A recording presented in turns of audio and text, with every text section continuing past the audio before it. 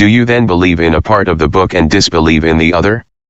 What then is the reward of such among you as do this but disgrace in the life of this world, and on the day of resurrection they shall be sent back to the most grievous chastisement. And Allah is not heedless of what you do.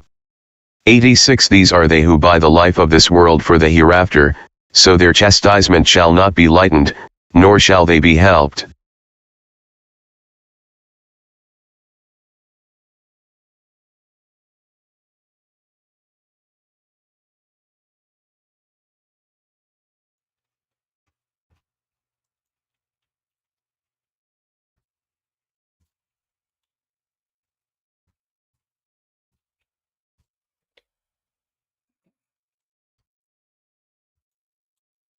Assalamu alaikum, sisters and brothers. Sulman Rahim here, National Covenant. Breaker 7 Seals. Death Watch, brother and sister, Death Watch. You're being led into a trap.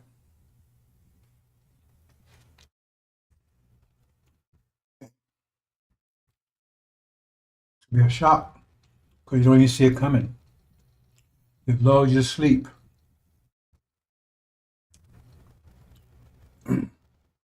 Nothing I say is going to change many of your minds because you're on the emotional level. So you're only going to move you if I perform. Do performance play like Farrakhan, rap slick, whatever. That's what you're responding to. Responding to emotional stimulus, not rational stimulus, because it would. None of you would be a Farrakhan, period, zero. None of you out here wearing a cross around your neck, zero. None of you had fist bump with these devils, zero, if you was on an intellectual level, because the information is there. But you're on this emotional, and they know that's what it got you, so they keep feeding you emotional food. Annabelle, Beyonce, yeah. Naked women. Yeah, the devil's wearing all naked now. It's usually talk about us. They were naked. And then they got sisters walk around naked too. But see, they naked because they don't have any natural attraction. They got to go get to the core like porno. Oh, get right to the... See, our sisters, man, you can put our sisters sackcloth. They're still beautiful. They're still attractive. They don't need to be walking around with their ass hanging out. Our sisters don't need that. But they do, because there's nothing else to attract them. Look at those dead eyes and dog hair. No life. So, hey, just take all the hey. And then got, because mine's going, they got sisters following in their footsteps. That's going to change. Just don't need to do that. We're not going to tell us how to dress. We don't tell them how to dress. But you see, when you got something beautiful, right, you protect it. It's like, if you go a good movie, they pay you to see it. If it's a raggedy ass movie, they say, hey man, anybody can go and see it. But was it a good one? Hey, you got to pay to see that. So you want to see what's beneath, under. You got to step up for that. You can just explain to everybody. Everybody take a look. Because they walk around the street. I mean, everybody sees as much as their husband sees. Because right now, if you look, I mean, they wear more clothes. They more clothes to bed than they do out in the streets. They actually have to. I made it says that's the panties they got on. I mean, even panties are that damn tight and they're exposing. Our sisters don't need to be doing that. Not one of them. We ain't mad at you. We know what's going on. You're going to change. When you get your mind back, we ain't got to tell you anything. See? And then us will tell you what to do. Because then we making you into a man. That's stupid. That's one of the biggest problems I have with my mission. That's one of the biggest problems I have. Because I can't really speak to the sisters. I can just speak, I protect them, but I can't speak to them. It seems like there should be a sister next to me translating to their language. I got to be very careful with that. So that makes me more careful. It's not realizing more careful, right? But they're not getting a full ministry. They can't get a complete ministry from me. They can't get a complete one from Elijah Muhammad. They can't get one from us from how can they? They're males. Only thing they can do is transform you to a male. But we don't want that. We want that for? We just be. We actually we haven't seen a 100% original black woman female. We haven't seen it yet because they're influenced by them. And another thing, another reason why you ain't gonna see it because the element of respect. You ain't gonna never see it from them. Not on this side. Not what y'all doing out there. Why should they respect you? Hell, you got your head up the white man's ass like they do. They they depend on you. Depend on the devil, feeding and clothing everything in them. So what the hell they should respect? What? Tell me, what in the world should our women respect us? Give me a reason why they should respect us. And without respect, there's no love. No love is no respected. No, they have a natural love for you, but there's no intellectual love ain't there. Natural love has best for produce babies. But intellectual love, you never got that from them. Because that's respect comes from. Respect don't come from emotions. It comes from here. You ain't got that. When you get that, oh man. That'd make you want to live 1,000 years. Just be around them. But we haven't seen that. We haven't seen that. Why? How can we see it? What you going? That's part of the reason why I said all these things come together, brothers and sisters. That's why you're going to That's why you're going to tribulation. Now, if you went to let Elijah, you would have earned their respect by now. Man, we've been army man taking care of business, But no, now you got to go learn, and so yes, your last chance to earn their respect. If you don't earn it through the tribulation, you're not ever going to get it. No, you don't earn it through the tribulation, you're never going to get it because you're not going to have the opportunity again. Because you're going to be protecting them against unprecedented trouble, unprecedented enemies, unprecedented danger. And you will step up and defend them. Then you will have when you come out, you have the respect. And then life will mean more to you. Because if you would think about it, without the sisters, your life would mean shit. I wouldn't, because I live for the sisters. Keep me. I look good. Oh man, I wake up every morning. That's what I want to see. I want to see a sister. I want to see one of you. That's what makes our lives worth living. But you don't have to respect. So some of you want to beat respect out of them. You better put that on. You better put that. You better put that on. What's the word I want to use? Brakes, more than brakes. You better put a dead stop on that. Quit. Go back and beg for forgiveness, because if you come forward with that, you might as well not even come forward. And believe me, I've had some. I've been able to let my hands on them. I don't know. I had one where still my wife. I threw a ball. Empty water bottle, it's plastic water bottles. Even if I hit it, wouldn't hurt her. I shouldn't have did that. That's my most worst I've ever done.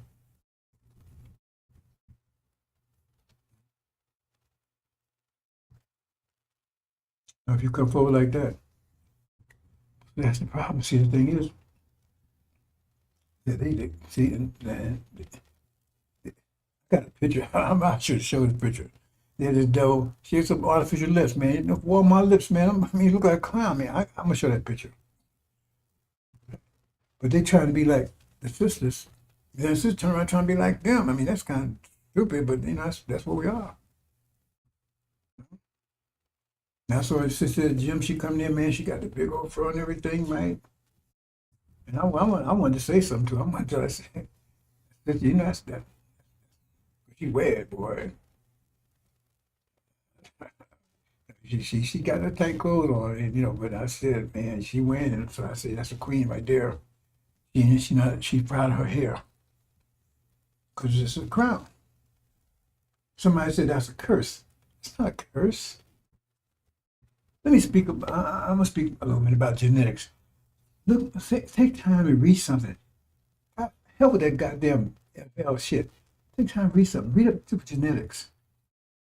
It's kind of difficult now because when I was about, I guess about 9 years old. I think my mother had passed 9, maybe 10 years old. Yeah, something like that there, 10, 11, something around here. I used to go to the library all the time. And that's the first time I ran across a book called Genetics. I was curious what that was about. And then it was simple. You go in there now, man, you need, calculus and everything else to figure that stuff out. It was simple. Because they know we weren't reading that stuff. There's this guy, Mebelin or something like there. He was, I can't pronounce the name. He was the one that came up with this evolution stuff and all that kind of stuff, right? Anyway, he was talking about genes, and talking about, I ain't heard nothing about DNA, He was talking about genes, talking about recessive and dominant. The dominant genes, are that's like the original genes. Put it like context of black and white. They like the black, because you can take white from black, but you can't play, the other way around. So look at it that way, but it's dominant is like the original. It's recessive is like a derivative of that, something, a stripped down version of it, right? Like you can have a Lamborghini, you can have it with all the accessories, then you have one with no accessories at all, right? It's pretty much a Volkswagen Beetle. That's a recessive. And it was like saying stuff like this. And the black gene is the dominant. Years ago, I went, a few years back, I went and looked at, I got one of the books I was going to show somebody. I looked at it and said, man, damn, they're not going to understand. Got so much calculus stuff there. You don't know, you see through the essence of it. You got the dominant recessive. And the thing is, with Dr. Shabazz, he wanted to make it the best possible because black hair is dominant, but nappy hair is the most dominant of black hair. You understand? I'm talking about just black hair. I'm talking about like black hair like you got like the Somalians have, Ethiopians, maybe even India. Right? You don't have that dark hair that's just strapped down. That's recessive. Or blue eyes, that's recessive. All that stuff is recessive. Dark eyes, nappy hair is the most dominant gene there is. And that's the genes that the scientists and the gods had. And the rest of us, right, we had like Somalians and like Elijah Muhammad said, we had like Somalians and Ethiopians. It was angels. They had strong genes, but they wasn't the dominant ones, the actual dominant ones, right? They was a dominant class, but the dominant was nappy hair is the best. And so when they start process of converting us, they gave us the best. So now we look like the gods. You got nappy hair, that's a crown. It sets up like a crown. You just lay down. See the crown just lay down? Our people got everything backwards. They were saying, yeah, man, how do you curse with black hair? Where you get that from? Nappy hair, where you get that from? Have you looked in scripture lately? Ain't that what God looks like when he have nappy hair? So he give himself the worst hair? Come on. Anyway, let's move on, brothers and sisters. Look up, take your time to read up genetics. You'd be surprised. I mean, if you look up genetics, just genetics right there tell you the whole story. They tell the whole story. Because they take a graft. You know where white mice come from? They graft white mice from black mice. They actually said it in the name. Black mice are the actual original ones. And I think lions. I think they have black lions too. I'm not sure about that. I know one of those the original was actually black, and then but the point is that the actual original, and they grabbed the yellow one, the white one from that, and they found when they had the white ones are aggressive, and they attacked the black ones. See, all that stuff was in there, and that shows now Elijah Muhammad before totally consistent with what he was saying about how the devils came into existence. Anyway, more brothers and sisters. So.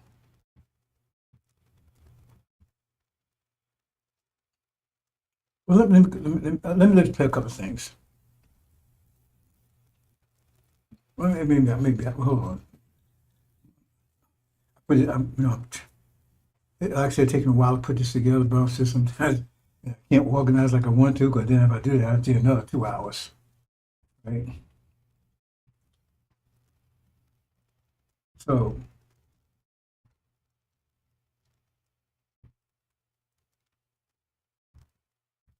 original people, like I said, the females, we don't have to tell them how to dress and everything, because they dress like they want to dress. And when they dress, the original ones, they dress, it's going to be perfect, right? Righteous, beautiful. Not be walking around naked. I mean, if they want to, that'd be up to them. We're not going to tell them how to dress. That stuff comes to the end. It says, make them likeness, image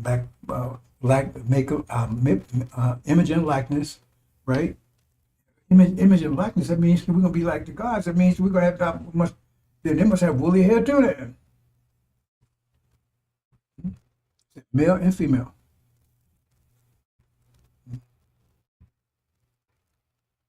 So right now we're under attack. They're coming at us. People have no idea. That's what I want to talk about here. They have no idea what's happening here. They make sure you don't have an idea, because the whole idea when you go to war, you don't want your enemy. Remember they call surprise attack.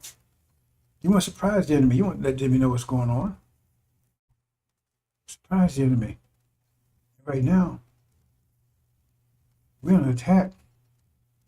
You don't know it. Then Elijah, he started. Master Muhammad came and started the process of turning into an army.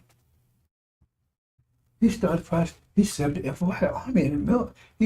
Right, and then Elijah Muhammad took it to the next level. Why? Because he's protecting you. He's setting you up. Because nobody, for this day is coming, unprecedented trouble. So be ready for it. You already be an army. You was an army under Master Muhammad. And Muhammad raised it to another level. And then where you are now. You ain't no army. He says he'll make you a mockery because being an army, you have to know who your enemy is. First of all, you have to know who the enemy is. And you have to know what you're fighting for. You have a destination, but you have to know what you're fighting for. I mean, basically, you fight, if you're under attack, you're fighting to protect yourself. Right? That's true.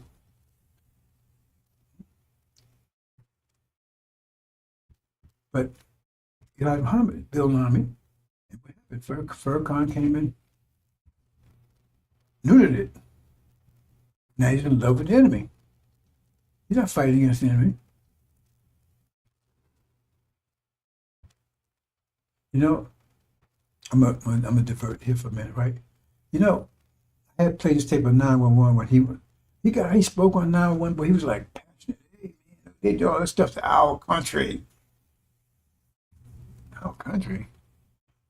And they was no good and all this stuff, right? And the firefighters, man, they was heroes and these were heroes. People shooting us, killed all of the heroes because they was helping 911. You hear it? Because it came out totally. Man, just they wanted. He said just enough to keep some credibility. Like if you're an undercover guy, you gotta say enough to keep them figuring you out. But you undermine everything they're doing. You know you can't break any laws either. You get break laws, right? So you gotta make them do just enough to make sure them think you're on board. So you gotta throw a few bones out. That's where it's come from. But now you got this thing going on right now. That's worse than 911 over there. He ain't saying a damn thing. Nah, goddamn thing. Nothing. We're going to talk about that in a minute. Why not say anything for our God? They're supposed to be swingers and we love that. I mean, oh, God, to be quiet? And this is a genocide. The whole world acknowledges it. And so all of a sudden, you quiet. Nothing. Saying a damn thing. Why? Because they told you to keep your goddamn mouth shut. Because that tells you everybody who owns you. Because Israel owns your ass. They told you to keep your goddamn mouth shut. And not only you ain't saying anything, your henchmen ain't saying anything either. Nothing. And it's obvious the whole world. And they probably your brothers, right? You say suing our brothers, and you haven't said, oh, God told you to be quiet. We're going to get into a little more into that in a minute. Move on, bro. Let me play a couple of things here. Then we can get going. Well, let me just say what. The things I say, because you deal on an emotional level. So if I do an act or say things you like, then you listen and you be on board, but you still be ready. See, that's what happened with the largest people. They was dealing. He drew them on an emotion. He was told to go after him, so they was with him emotionally. It wasn't him mentally, because when he departed, they looked for another fix. I mean, it's emotion, so it's a drug. You're gonna go wherever drug makes you high, what makes you feel good. It's a drug. And so if this don't work no more, man, hey man, the coke ain't that hurt. They was like some coke. Coke ain't hurt, man. Give me some crack. It's all the same thing, right? Or whatever. Give me some fentanyl, some dexedrine, whatever. This ain't working. Try that. That's what happened. If they was on an intellectual level, it would never happen. It was really large on intellectual level. It was there on emotional. And you could tell. I mean, when you think back about it, because I mean, hey, when they start coming in, hey, see, man, Mop was a what celebrity based or whatever. Man, he drew a lot of people in. Yeah, Ali, oh man, sports guy. Man, they came in droves. But it was there because, hey man, I want to be cool. I want to be associated with Ali. I want to be associated with Malcolm. See what I'm saying? And then when Elijah was gone, they all faded away because it was there on an emotional level. And that's the problem. See? So he went to the next fix. Who was the fix for our car?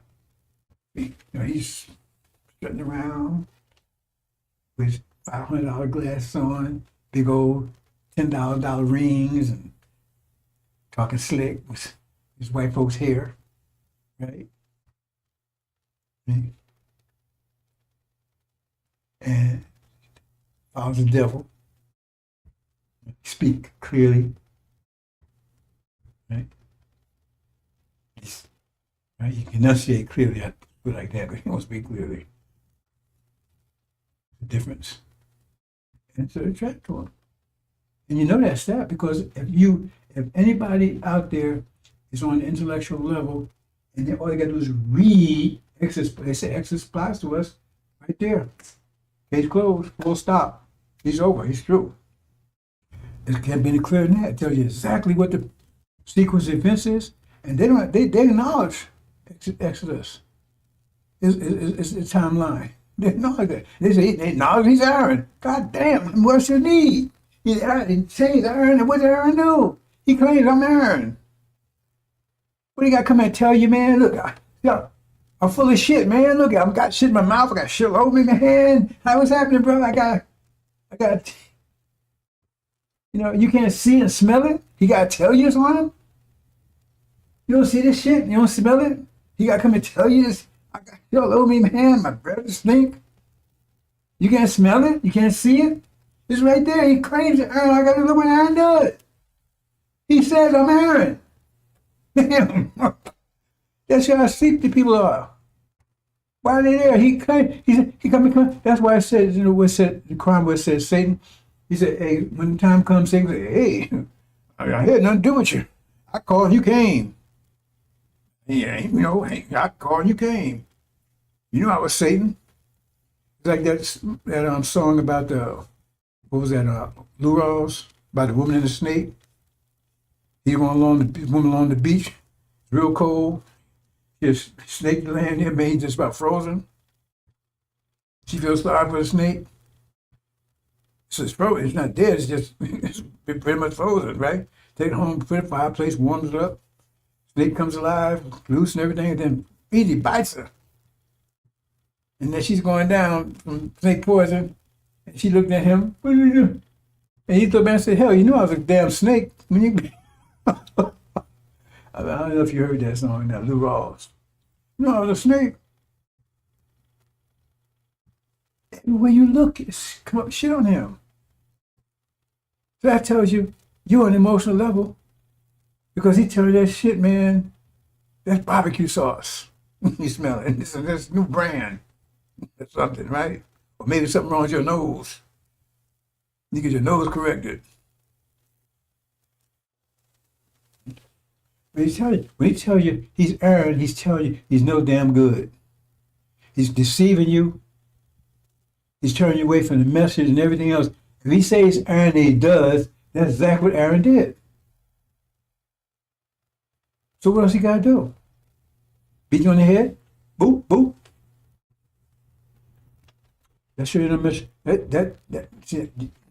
you're accusing yourself. Actually, you put yourself in that position. You don't want to go and suffer the consequences of it. I'm not here to save you. I'm just here to get information. I keep telling you that. You got to climb the ladder on your own. So if you sit around because you're gonna be called to account, sis. The first thing you're gonna be asked is, well, why was you with Farrakhan?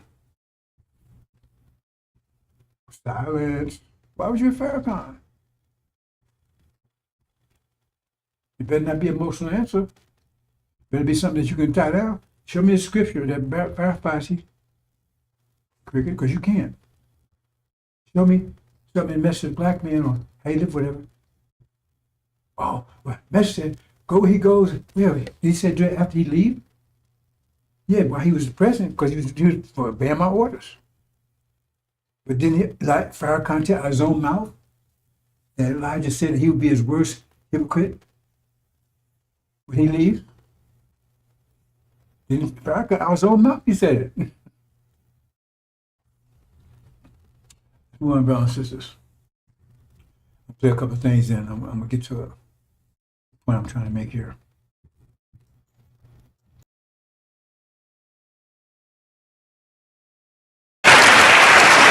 I gotta do this. Do you mind? Yes, I'm gonna do something. I don't want to put my brother on the spot. See, this is this. This is something else.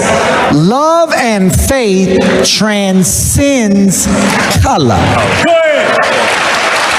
And the reason why we embrace Father Flagler as a brother is because we find him on the battlefield of justice, being a true disciple of Jesus. And the last thing I'll say is you'll never call us racist. Yes, sir. Yes, sir. Because this day that we honor, yes, sir, Master Fard Muhammad, if you see an image of him, put his image up. Yes, sir. That's the man whose father was a black man and his mother a Caucasian. And how many of us have a parent that's a Caucasian or grandparent? It's not about color. It's about our submission to the will of God. And in that we find common ground and unity.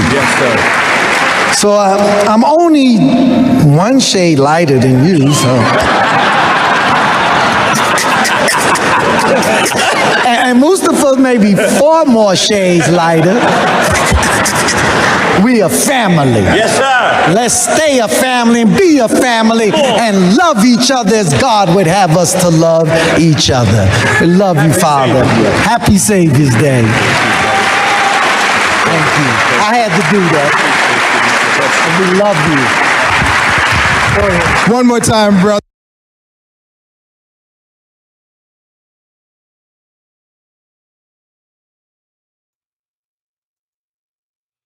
You see, that's abomination right there, brothers and sisters. That's totally that person, anything Elijah Mama taught. And he bring my Muhammad in there. Yeah, his father, he's got white skin. It's just not based on your skin. It's based on your nature. And that's what Elijah Mama taught. That's what scriptures. But the devil over there, he's the devil through and through. See? And Wallace and Malcolm did the same, played the same trick.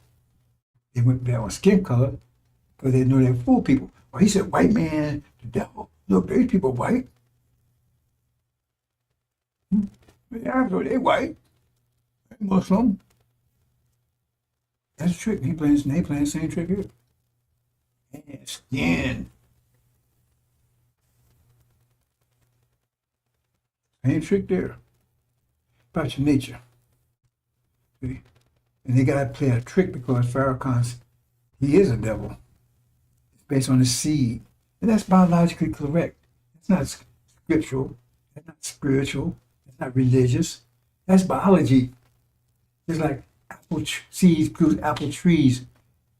Nothing Jesus can do to change that. Now anyone can do to change that. You're not going to put an apple seed in the ground and get an orange tree. It's whatever that seed is. And that's why I say Abraham, talk about Abraham. Why do you talk about seed? Why don't you say Abraham's people? Abraham's seeds. Now you got to translate, say descendants. Just because you want to save apple trees, you say, okay, all apple seeds, I'm going to do this with all apple seeds. Well, that excludes the orange seeds, don't it? But you say, well, that means orange seeds. So how can it mean that? Orange seeds will not produce an apple tree, no matter what you do. Anyway, abomination, desolation. Now, a couple of things on that. Now, look up the root word abominable.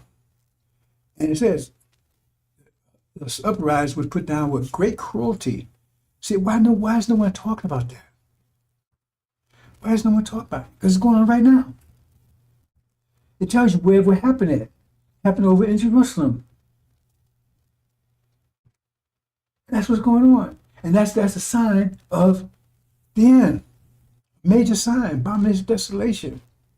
Over in Jerusalem, in that area. You be careful with Jerusalem. You have to be careful how it's used. Because sometimes Jerusalem talking about us. Because remember, they control Jerusalem, false Israel. Remember, they're also an image of us. Because in Daniel, they pretend to us. They pretend to us. So you have to be careful how you use that word because you can be very tricky. Because you don't know they're talking about the imitation, the image, order, actual.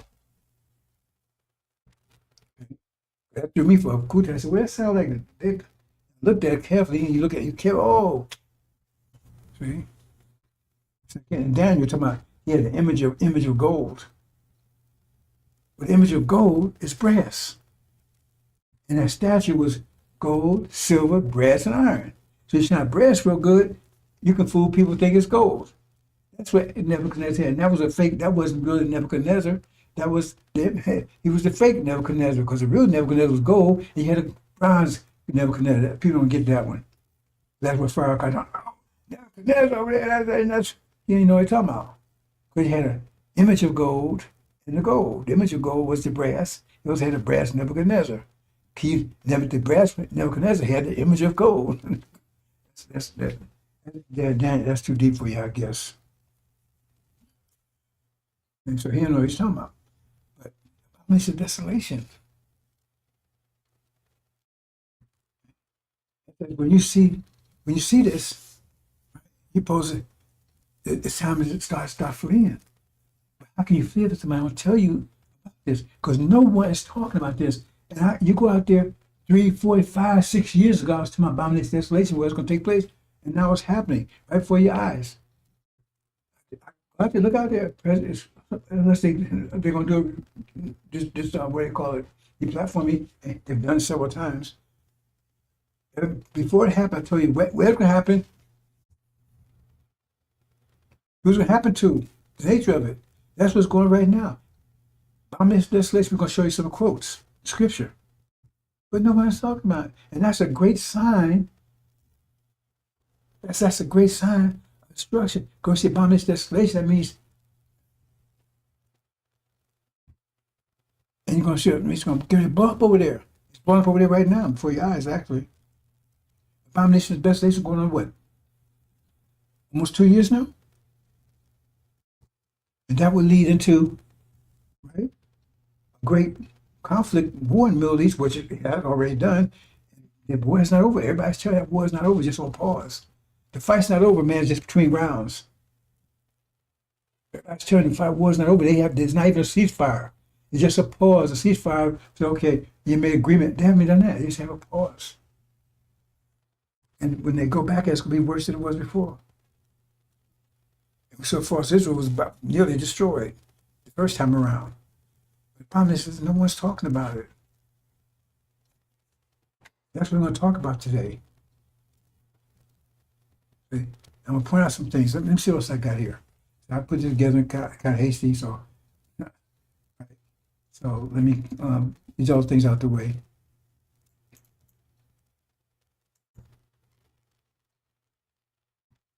Oh, I mentioned this, I'll mention it again, because it came up, right?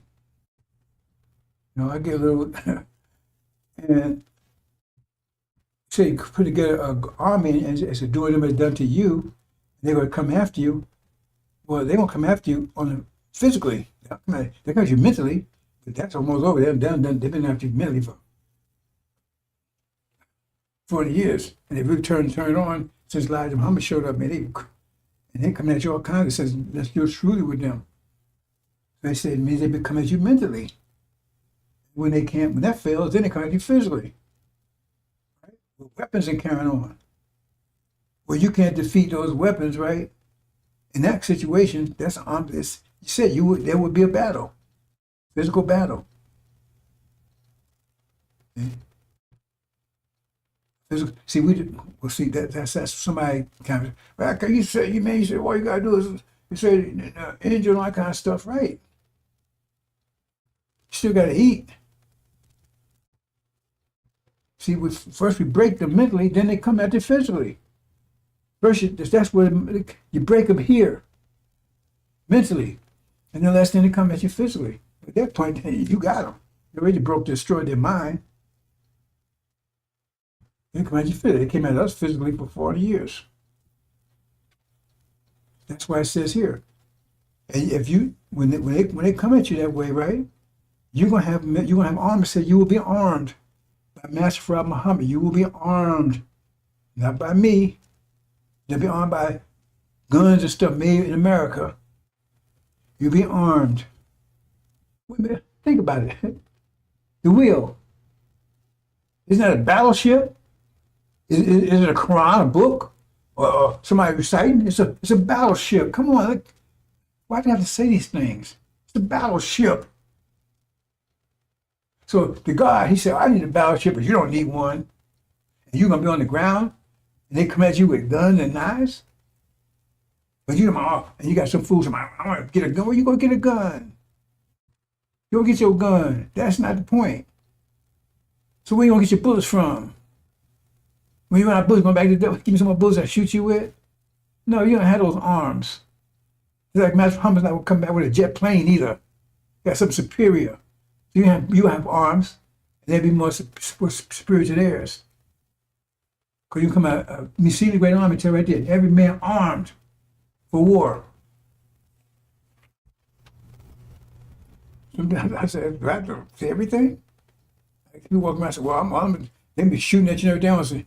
And you're going to say, well, in the name of Allah, this is merciful now to protect you. No, that's what breaks their mind.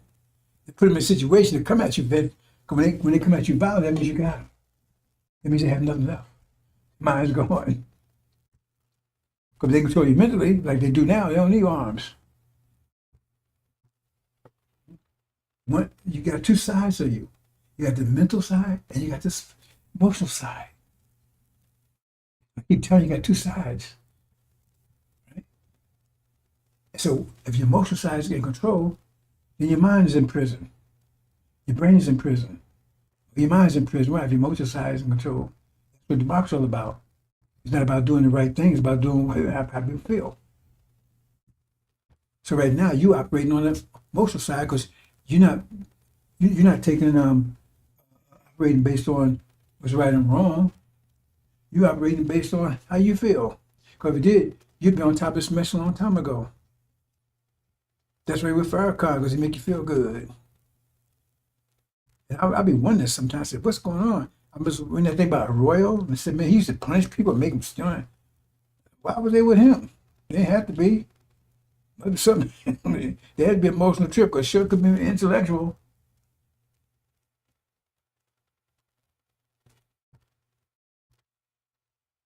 Anyway, so that's what it says right there. You will be armed. First, you got to get your mind back. There's no point in arming you, is it?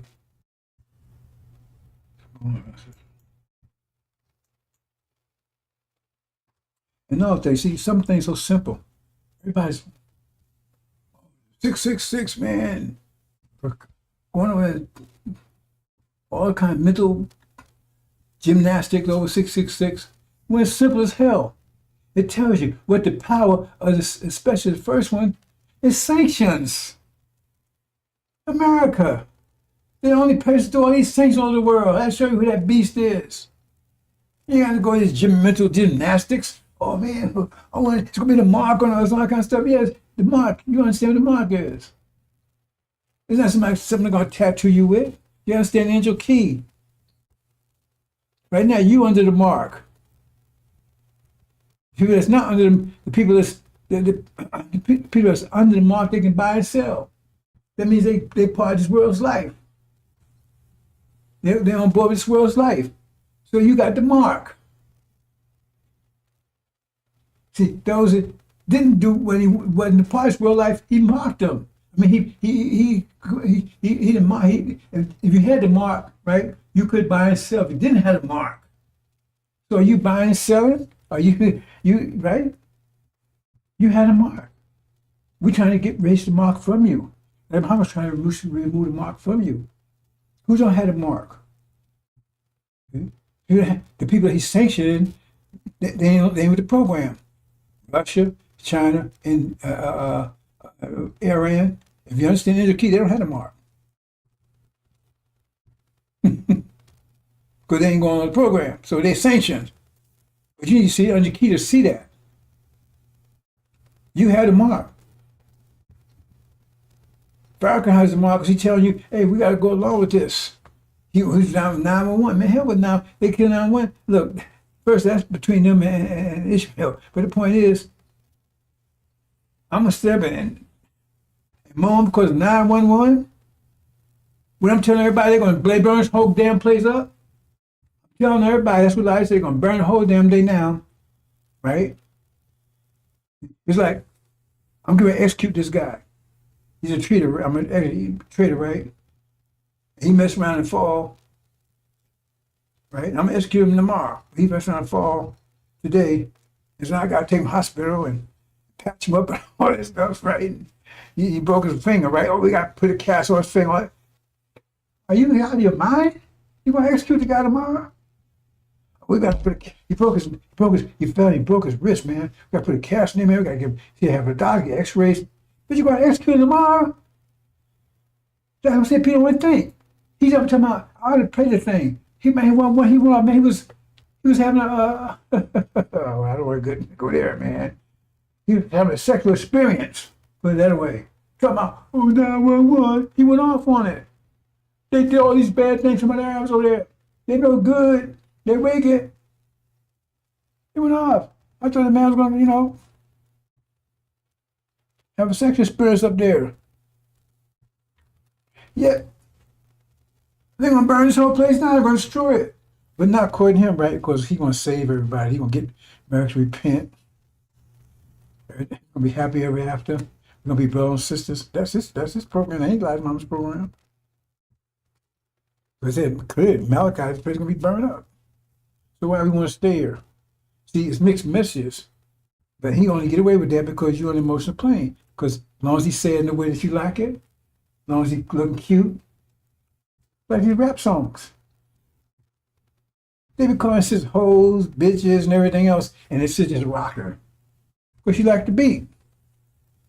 But she ain't paying attention to that message. And got her daughter sitting right next to her. They bopping. Her daughter sitting right next to her. They bopping. And because she like the beat. And she let her daughter listen to that music. And the music put it out called Bitches, Hoes, and Tramps.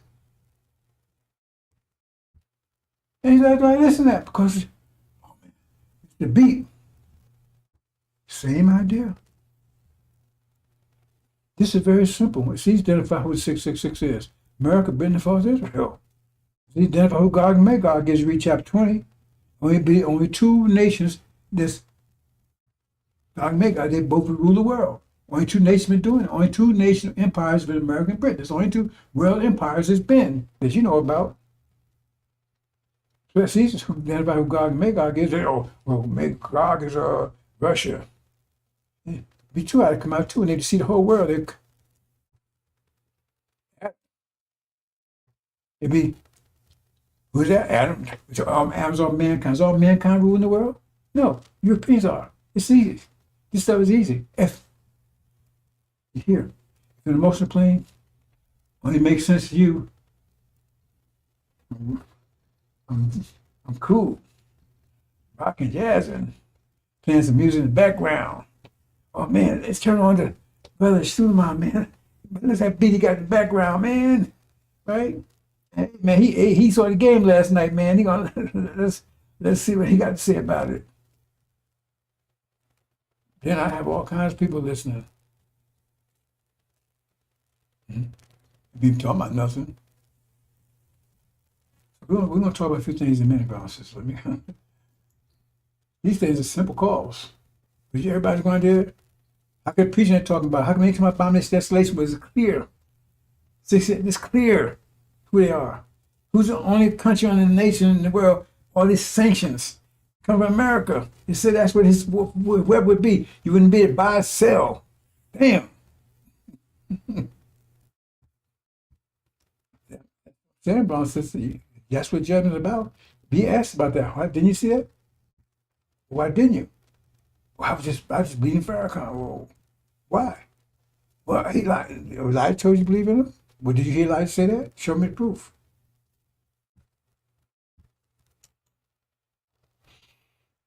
Okay, I'm not getting to about it. Basically, I'm talking about rest nets, and I'm gonna bypass that. I talked about it yesterday. I want to go into it a little deeper, but not right now. Right? Resonance is, see, let me put it this way. I wanted to go, I tell you, I says, lower pressure cannot overcome greater pressure. It's impossible. Greater power overcomes lower power. Lower power cannot overcome it. It's impossible. Right?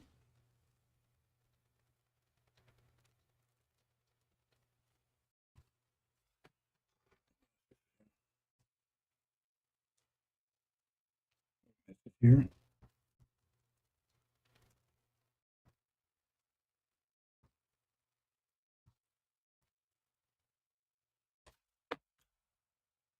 So,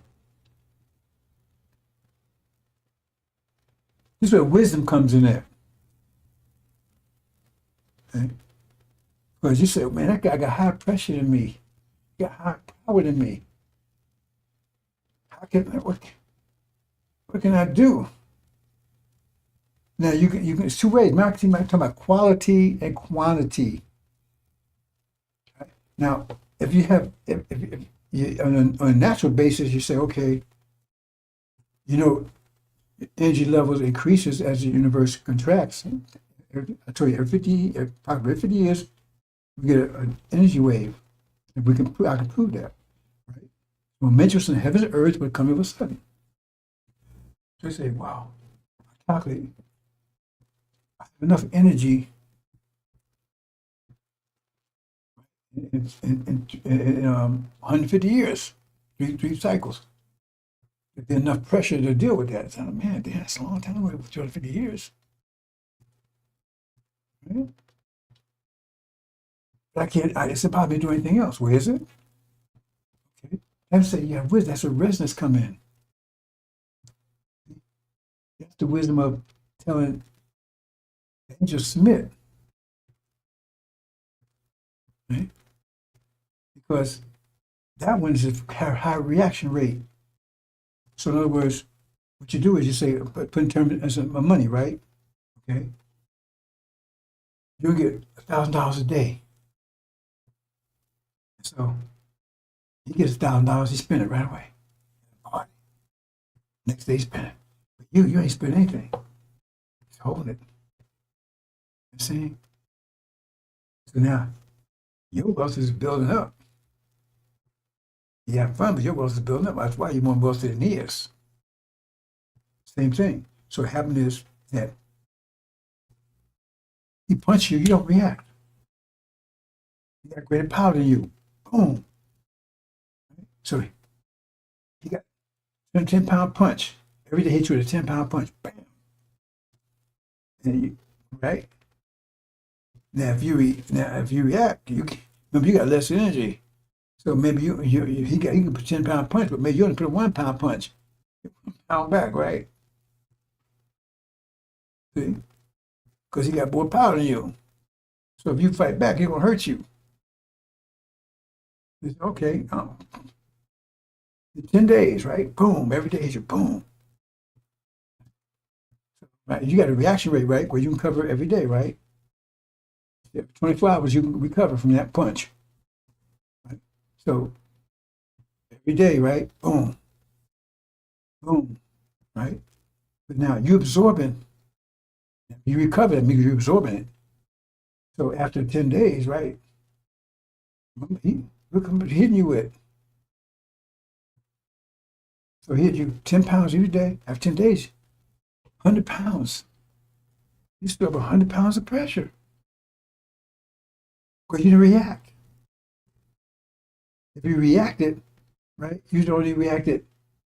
Look at it now. Watch carefully. You got a 10-pound punch. You got a 1-pound punch. Just carefully. Hit you. Still 10 pounds. You hit 10 pounds. You take it, man. Oh, damn, 10 pounds, man. Ooh, that hurt.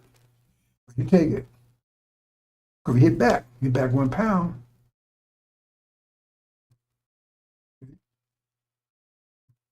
You met 10 pounds you took. If you hit back. Because your energy, see, you have to understand this. You may take the 10, but hit back. You only hit back 1 pound because that's all the force you have. So, he hit you 10. So after 10 days, you're still up 100 pounds.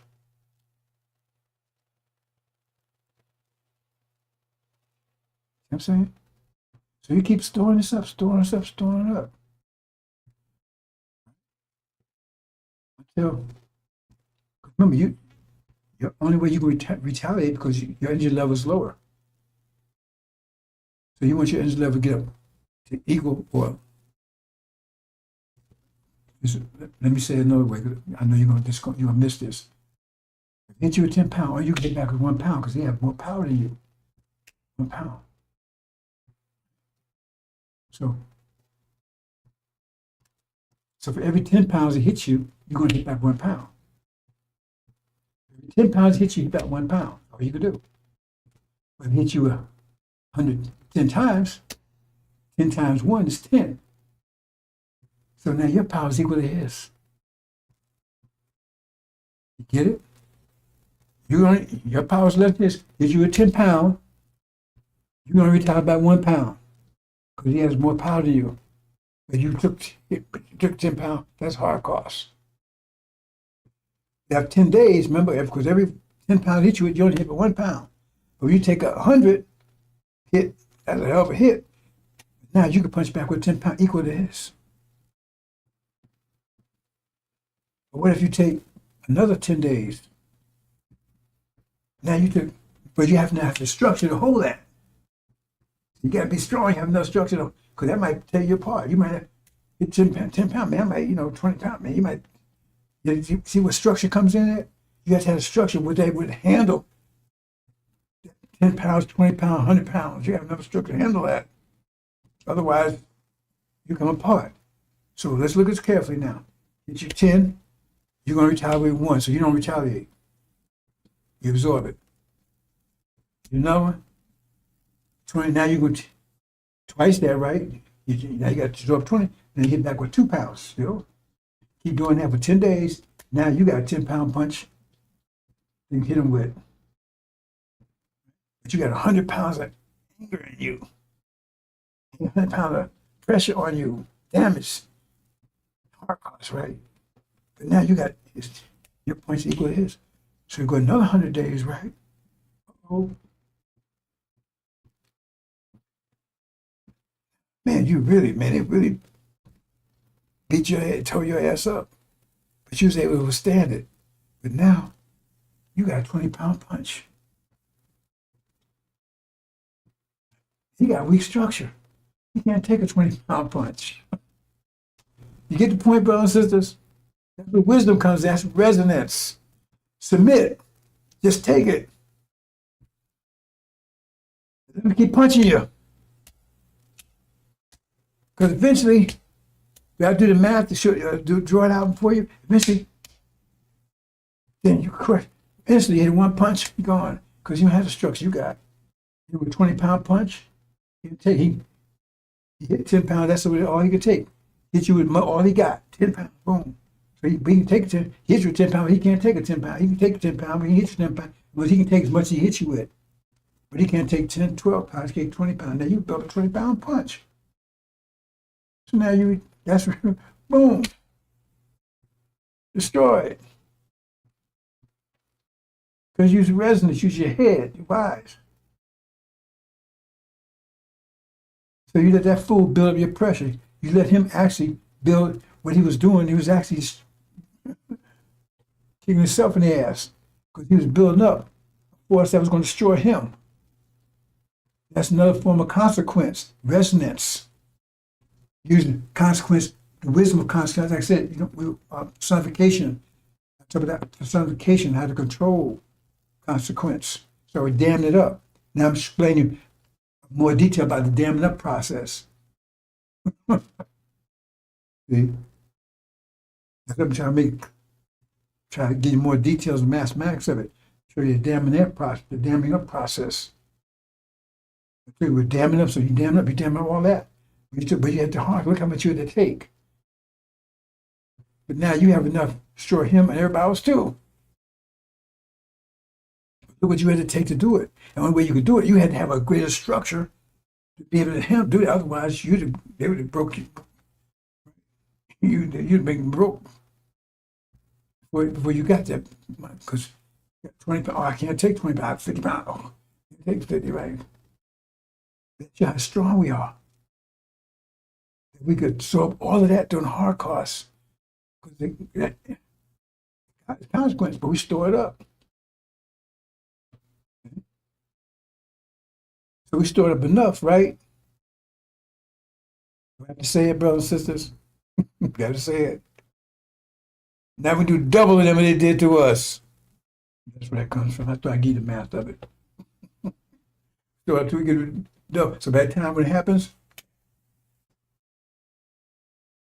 we hit it with 20-pound punches. Now we hit it with a 40-pound punch. I tell you, it's all math, brothers and sisters. If you write down what I said, do the math, you see it comes out correctly. We had to take a lot to be able to do that. Submit. And one of the reasons why we had to do that, so we can shorten this 12,000 year period. Because otherwise we just went along with it and we retaliated. We had to do this shit for a whole 12,000 years. We shortened to 6,000 years, then they're gone. Yeah, we can rule, but we have to rule through a derivative of God, match from but they're gone. Wisdom to shorten this period of time instead of going through the whole 12,000 years. Just absorb it. Keep on absorbing it. Get punches, keep taking it. See, consequence building up. Don't retaliate. See? And that's Levites, they didn't follow 100%. They took a lot of it. They got a better punch. They got to put down as much punches we have. They got enough punch to destroy them. They got enough punch to destroy them. That's the tribulation, but they got to go toe-to-toe with them.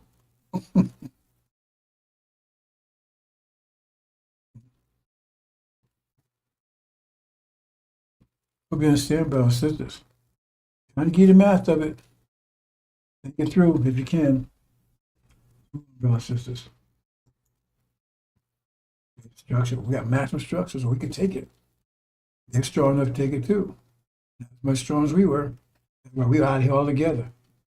See, because we can destroy them and everybody else too. Levites, they can just destroy them. Destroy them and all the rest of them. We go home and take the land back. So forth, so on. But it's going to be up to Levites to destroy them. On the physical side. He stay here to go toe-to-toe with them in tribulation. You double them, it's done to you.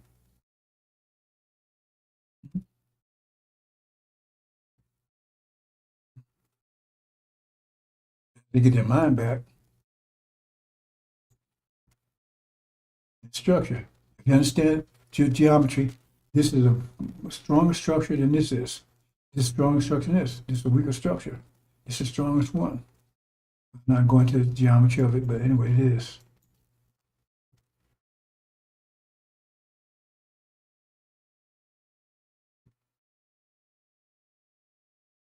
Just showing you. Weak structure. Same resonance. You come apart. Devils come apart. Another way of looking at it, resonance. Okay, I'm not going to this bounce. Let's just talk about some man being put to death, suffer many things. That's not the scripture of Master Muhammad at all. No way. Move on.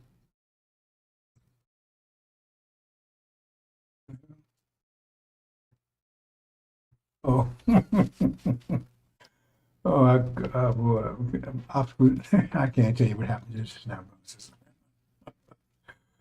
I was getting ready to panic. Optical, what do you call it? Optical, what do you call it? Anyway. Yeah, what the hell happened there? I said, cool. Optical illusion, I think they call it, whatever.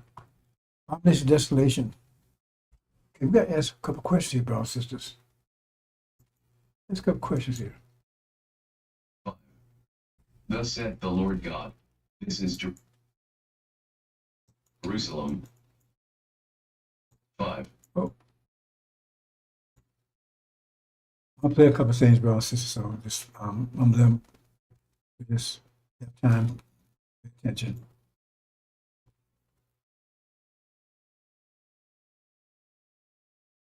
Five. Thus saith the Lord God, this is Jerusalem, I have set it in the midst of the nations and countries that are round about her. And she hath changed my judgments into wickedness more than the nations, and my statutes more than the countries that are round about her, for they have refused my judgments and my statutes, they have not walked in them. Therefore thus saith the Lord God, because ye multiplied more than the nations that are round about you, and have not walked in my statutes, neither have kept my judgments, neither have done according to the judgments of the nations that are round about you, therefore thus saith the Lord God, behold, I, even I, am against thee, and will execute judgments in the midst of thee in the sight of the nations. And I will do in thee that which I have not done, and whereunto I will not do any more the like, because of all thine abominations. Therefore the fathers shall eat the sons in the midst of thee, and the sons shall eat their fathers, and I will execute judgments in thee, and the whole remnant of thee will I scatter into all the winds. Wherefore, as I live, saith the Lord God, surely, because thou hast defiled my sanctuary with all thy detestable things, and with all thine abominations, therefore will I also diminish thee, neither shall mine eye spare, neither will I have any pity.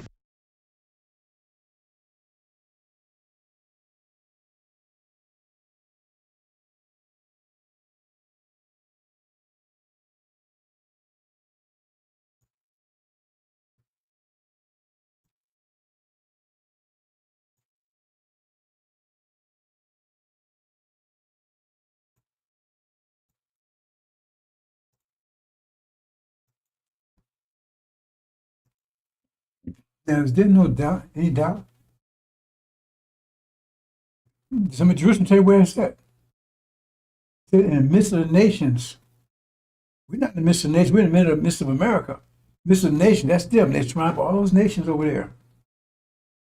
Countries that are round about her. All countries, nations around about her.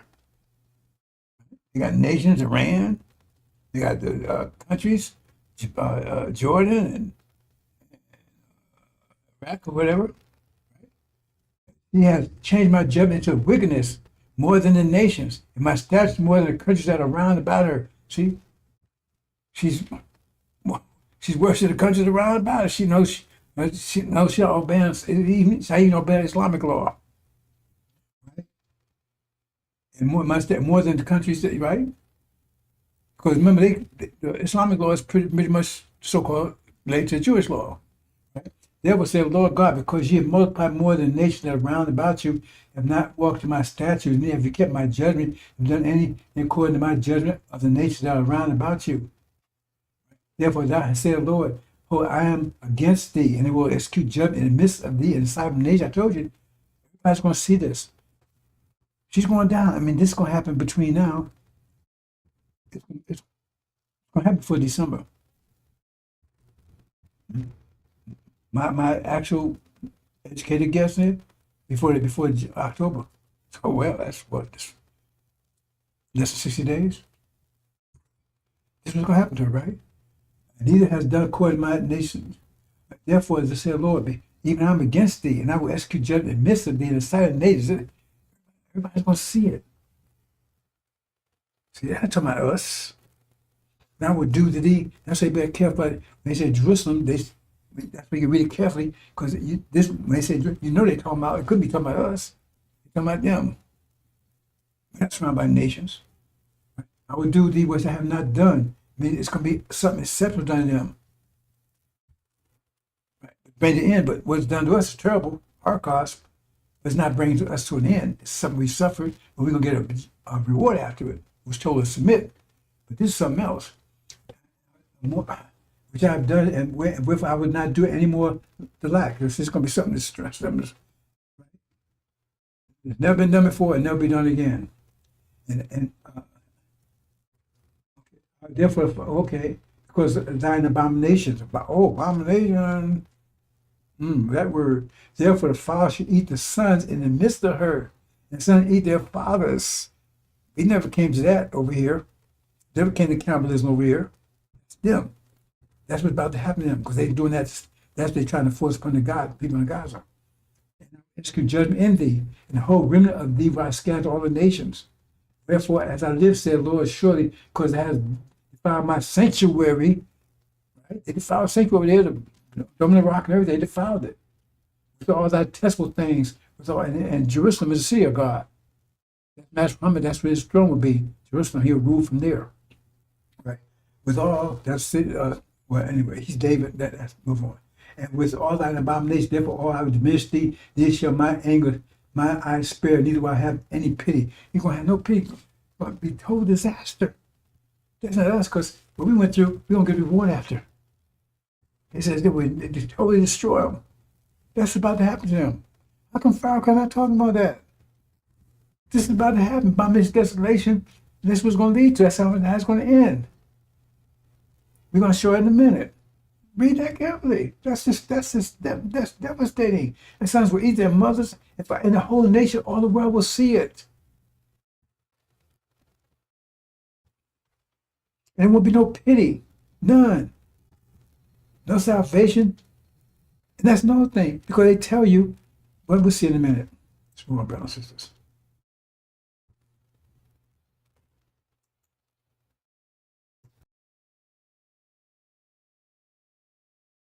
Thus shall mine anger be accomplished, and I will cause my fury to rest upon them, and I will be comforted, and they shall know that I the Lord have spoken it in my zeal, when I have accomplished my fury in them. Moreover I will make thee waste, and a reproach among the nations that are round about thee, in the sight of all that pass by. So it shall be a reproach and a taunt, an instruction, and an astonishment unto the nations that are round about thee, when I shall execute judgments in thee in anger and in fury and in furious rebukes. I the Lord have spoken it. When I shall send upon them the evil arrows of famine, which shall be for their destruction, and which I will send to destroy you, and I will increase the famine upon you, and will break your staff of bread, so will I send upon you famine and evil beasts, and they shall bereave thee, and pestilence and blood shall pass through thee, and I will bring the sword upon thee. I the Lord have spoken it.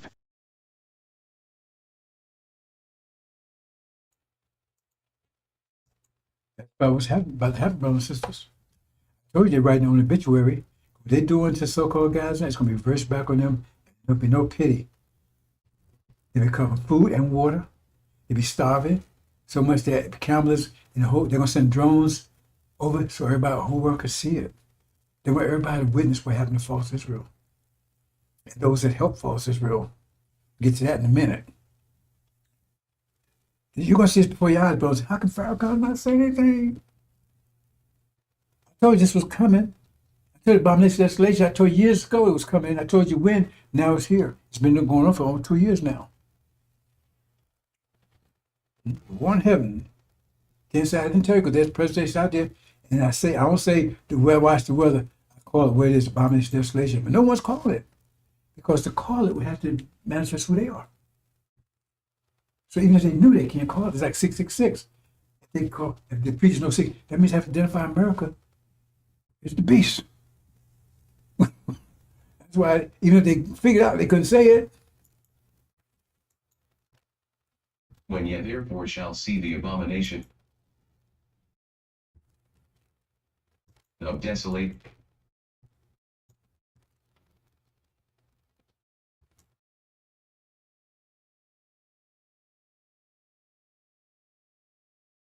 when ye therefore shall see the abomination of desolation, spoken of by Daniel the prophet, stand in the holy place, whoso readeth, let him understand. Then let them which be in Judea flee into the mountains, let him which is on the housetop not come down to take anything out of his house, neither let him which is in the field return back to take his clothes. And woe unto them that are with child, and to them that give suck in those days. But pray ye that your flight be not in the winter, neither on the Sabbath day, for then shall be great tribulation, such as was not since the beginning of the world to this time, no, nor ever shall be. And except those days should be shortened, there should no flesh be saved, but for the elect's sake those days shall be shortened. Then if any man shall say unto you, Lo, here is Christ, or there, believe it not. For there shall arise false Christs, and false prophets, and shall shew great signs and wonders, insomuch that, if it were possible, they shall deceive the very elect. Behold, I have told you before.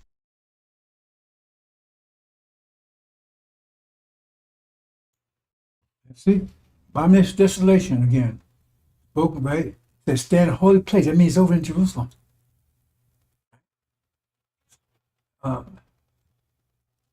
Okay. And it says, let them, at this time when you see this happening, you got to flee immediately. I mean, you got to flee in panic. The reason why you flee in panic because you see it coming. If you knew in advance, you wouldn't have to flee in panic. But they're going to have to flee in panic. You can't go in. Do you read between the lines? Neither let him who is in the field turn back to his clothes. If you're in the house, do not come down. Do not come down to take anything out of the house. Anything. That means your children, your babies, your spouse. Some people are going to die because you fleeing in panic. Because you wasn't warned to this. Not because I'm not warning you, I'm telling you. People like Farrakhan blocking it because they're part of it. Why he's not telling you this? Because this is something you need to know. The reason why because you didn't know.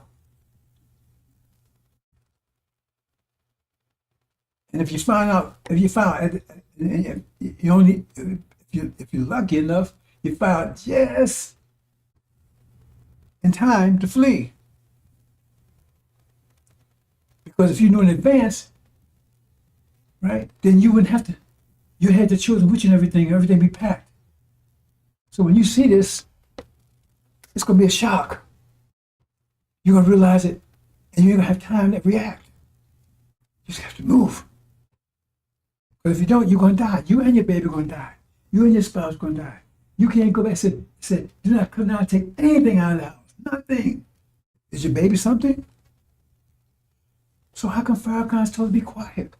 Because you need to know this. You need to know what to expect. You have no idea. You never heard anything like this before if I told you. You had no idea about this. You had no idea how it affects you. And it tells you be something happening in the Middle East, in the holy place. What's all that stuff going on right now? Oh, world's folks, Barack, I told you a couple of years ago, oh, the war I'm Armageddon, he's full of shit. I said then, and you got to check my presentation. I said, no, you're wrong. I said it's going to be in the Middle East when there was no signs of it whatsoever. You're talking about Abrahamic covenant, everything's going to be fine. Remember I said when they say peace and safety, sudden destruction? Go back and look at September 2023. Oh, we're gonna have peace and safety. We're gonna have the Belt Road. We're gonna have a Abrahamic what do you call it? The Abrahamic Accord. I said no. When they say peace and safety, sudden destruction, and that's what happened. September, then October, boom, all blew up. There's been no peace and safety since then. Just before September, oh, everything's gonna work out fine, man. Peace and safety. We're gonna have this. We're gonna have a Accord. Everybody's gonna have peace. They're gonna recognize false Israel. Go check it out. How come no Farrakhan not telling you about this? He said he claimed he's speaking to God. He's probably warned, but he told God told him to be quiet. So how are you gonna deal with this? If this is in the future, how are you going to do it? He's quiet. He's the one you depend on. Because only when you're hearing about this from is myself. Go to the next one, brothers and sisters. See? Those days be short, and that has something that 5 months, but I'm not going to get to the math on that, brothers and sisters. I can't say everything. The devil's listening too. Almost something probably didn't deplatform me.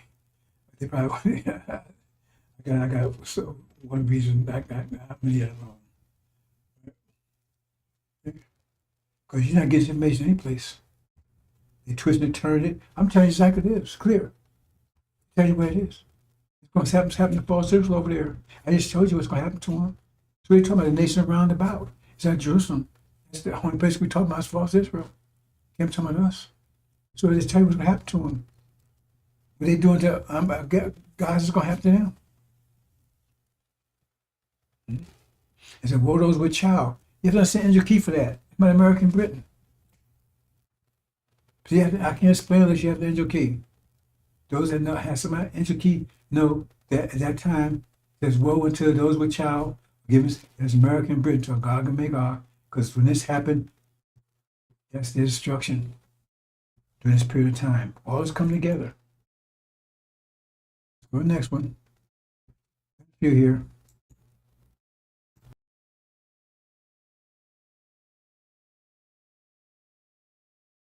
But when ye shall see the abomination of desolation, spoken of by Daniel the prophet, standing where it ought not, let him that readeth understand, then let them that be in Judea flee to the mountains, and let him that is on the housetop not go down into the house, neither enter therein, to take anything out of his house, and let him that is in the field not turn back again for to take up his garment.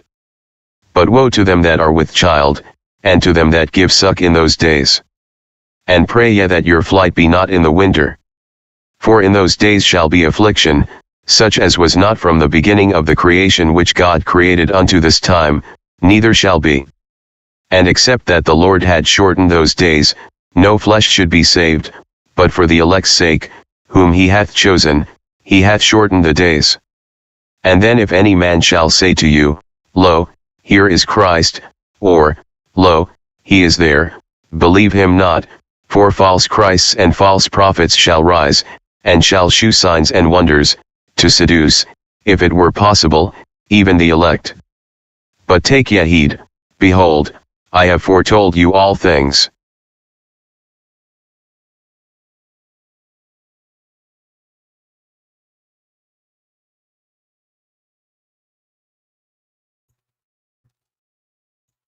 That seems like a repeat of what I just. But this is different. But it's a different book, but it's saying the same thing. But just except one's Matthew, I think one's Luke. They're saying the same thing. Let's go to the next one.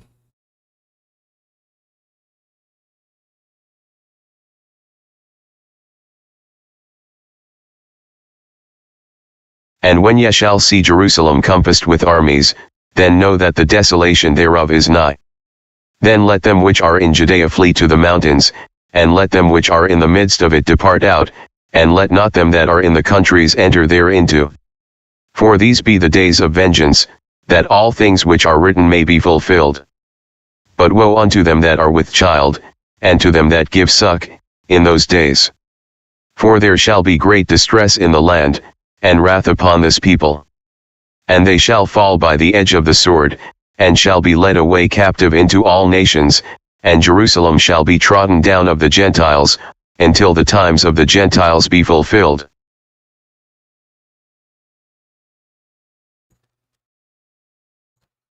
It's very careful here. See, at the end here it says, they shall fall, it says, and nation and Jerusalem be trodden down by Gentiles till the time of Gentiles be fulfilled. We know all this stuff happens. See up there? For these days of vengeance, all things which are written may be fulfilled. You have to be careful. Right? So that means it's trodden down by the Gentiles means that's going over false Israel. They've been trying down the Palestinians, right? That's what it's talking about. Jerusalem be trodden down. You have to be careful because it says right up there, the days may be fulfilled, and so until that time. So you think it's after that? No. It's up in verse 22. For those days of vengeance shall that all things which are written may be fulfilled. So at that point, so until the time when all things are written, but this is written, ain't it? That's very careful. So Jerusalem be trampled down. It's been trampled down by false Israel for 76 years. Now the days of vengeance going to be fulfilled. So it says, okay, you see, that's why I read this carefully. Because it says, days of vengeance. Vengeance means retaliate for something somebody did to you. That's what vengeance is. So who's been suffering? Who's been suffering all this time, right? Said, because these days of vengeance, so somebody's taking vengeance for what's been going, vengeance of something been going through all this for a period of time. And it says, woe those who are with child and those who are suck. So there's the one getting the vengeance. The vengeance is on them. Woe those who are child and those giving suck. For those days of dressed land of wrath upon those people, the ones giving suck. I ain't talking about pregnant women. Come on, American Britain, if you understand your key. You got to read this thing carefully. It says, seal. Those days of vengeance. Who's the vengeance? The wrath, whoever suck getting the wrath, that's the vengeance upon them. So it says, wrath upon those who are with child. So they're the ones subject of the vengeance. That's my pregnant women. And wrath upon these people, the ones with child. Wrath upon them. That's American Britain they talk about there. I'm not going to go into the angel key stuff, brothers and sisters, but I got to say how to explain it. Let's move on to the next one. But wait, when you see Jerusalem encompassed by armies, remember, see, it's another one. We see Jerusalem encompassed. So who controls Jerusalem? Remember, that's the capital of false Israel right now. And armies closing in on it. You say armies moving closer in on it, right? But angel key makes it more distinct. Then know that the desolation thereof is not. Whose desolation? Jerusalem's desolation. It means they don't say it that way. That means false Israel, that's their destruction is about to happen. They tell you, oh, when they get surrounded, everybody's going to attack them, and Jesus going to come back and save them. That's not what they're saying. They said their destruction. When you see Jerusalem, what you see right now, that's happening right before our eyes, right? People closing on false Israel, everybody, all the nations getting going against it.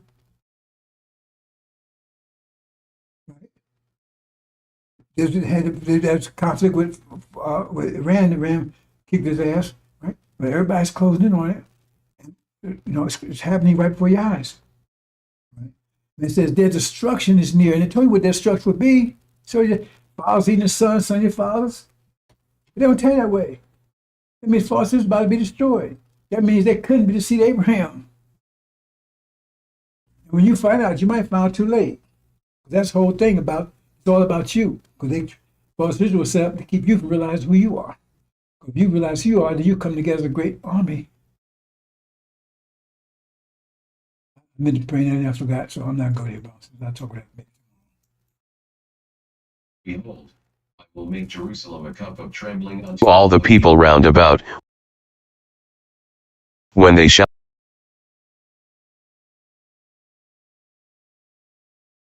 Behold, I will make Jerusalem a cup of trembling unto all the people round about, when they shall be in the siege both against Judah and against Jerusalem. And in that day will I make Jerusalem a burdensome stone for all people, all that burden themselves with it shall be cut in pieces, though all the people of the earth be gathered together against it. In that day, saith the Lord, I will smite every horse with astonishment, and his rider with madness, and I will open mine eyes upon the house of Judah, and will smite every horse of the people with blindness. And the governors of Judah shall say in their heart, the inhabitants of Jerusalem shall be my strength in the Lord of hosts their God. You got to be very careful again. They're not talking about false Israel here. Someone else here. They're talking about the Levites and the elect, Judah and Jerusalem. They're talking about us here. We're burning the stone. What are they going to do with us? See? I told you, all the nations against us. What are they going to do with us? Okay. Is there anybody that goes against us, they will cut to pieces.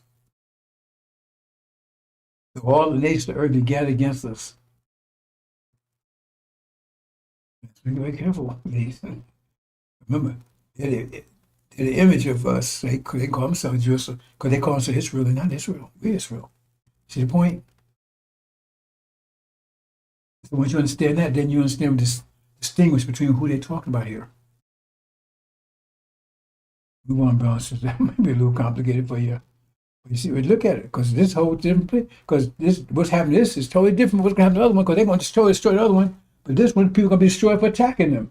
So it can't be both ways. One God coming against to destroy, another one, he's going to destroy everybody that's coming against this one. Can't be both ways. You got to break that seal. Break those seals.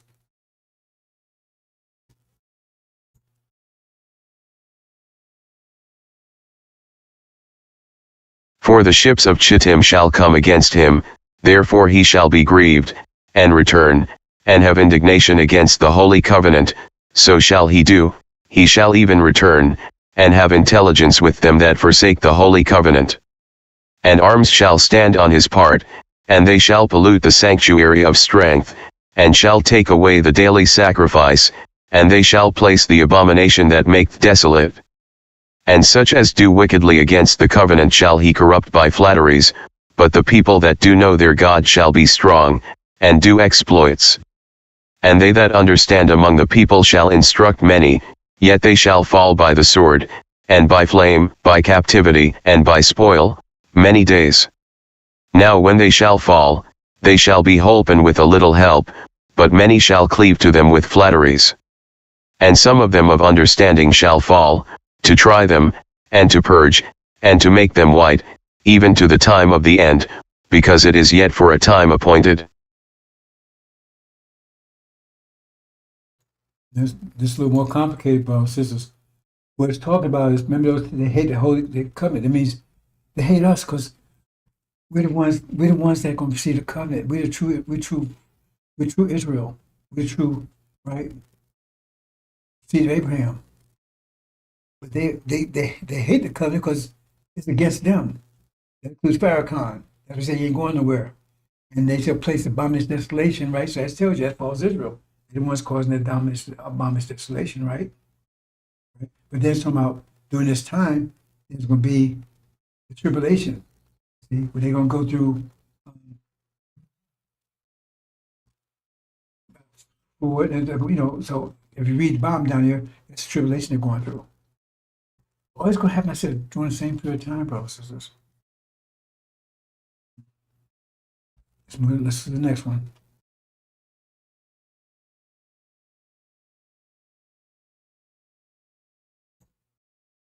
You're going to see the next few days between now and September. Let's see here. For the ships of Chittim shall come again. 40. And at the time of the end shall the king of the south push at him, and the king of the north shall come against him like a whirlwind, with chariots, and with horsemen, and with many ships, And he shall enter into the countries, and shall overflow and pass over. He shall enter also into the glorious land, and many countries shall be overthrown, but these shall escape out of his hand, even Edom, and Moab, and the chief of the children of Ammon. He shall stretch forth his hand also upon the countries, and the land of Egypt shall not escape. But he shall have power over the treasures of gold and of silver, and over all the precious things of Egypt, and the Libyans and the Ethiopians shall be at his steps. But tidings out of the east and out of the north shall trouble him, therefore he shall go forth with great fury to destroy, and utterly to make away many.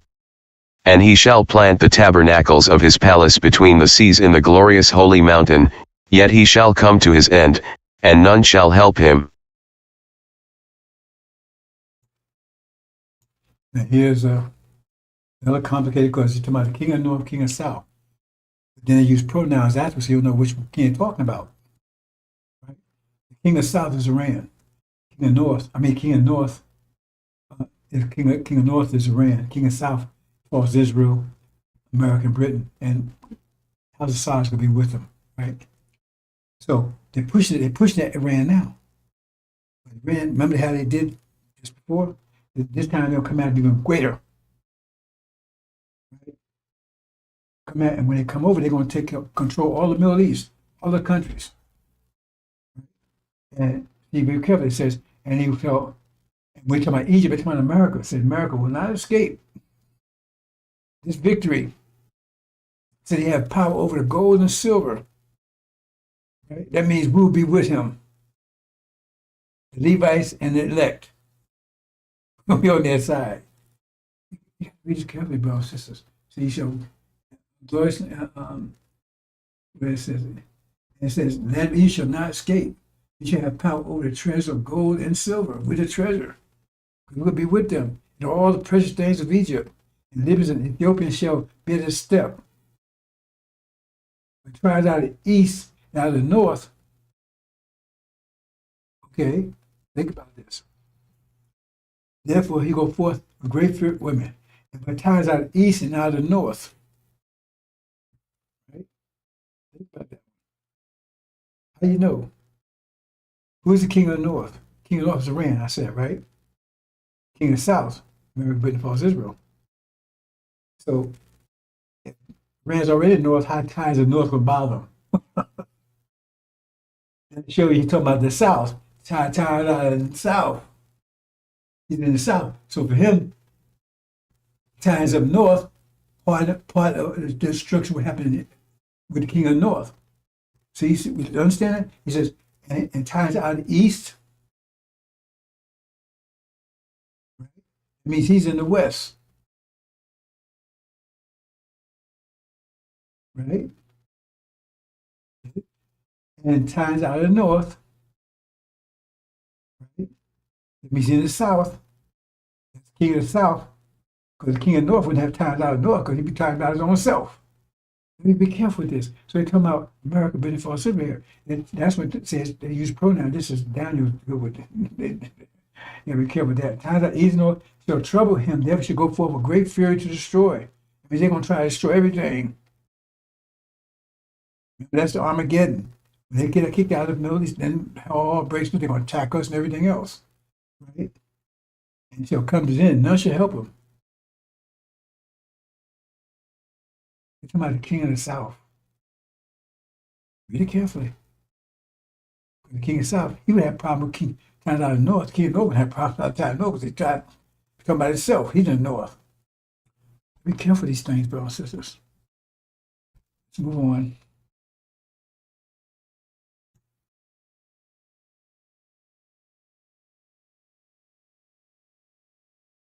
One. Now we beseech you, brethren, by the coming of our Lord Jesus Christ, and by our gathering together unto him, that ye be not soon shaken in mind, or be troubled, neither by spirit, nor by word, nor by letter as from us, as that the day of Christ is at hand. Let no man deceive you by any means, for that day shall not come, except there come a falling away first, and that man of sin be revealed, the son of perdition, who opposeth and exalteth himself above all that is called God, or that is worshipped, so that he as God sitteth in the temple of God, shewing himself that he is God. Remember ye not, that, when I was yet with you, I told you these things? And now ye know what withholdeth that he might be revealed in his time. For the mystery of iniquity doth already work, only he who now letteth will let, until he be taken out of the way. And then shall that wicked be revealed, whom the Lord shall consume with the spirit of his mouth, and shall destroy with the brightness of his coming, even him, whose coming is after the working of Satan with all power and signs and lying wonders, and with all deceivableness of unrighteousness in them that perish, because they received not the love of the truth, that they might be saved. And for this cause God shall send them strong delusion, that they should believe a lie, that they all might be damned who believed not the truth, but had pleasure in unrighteousness.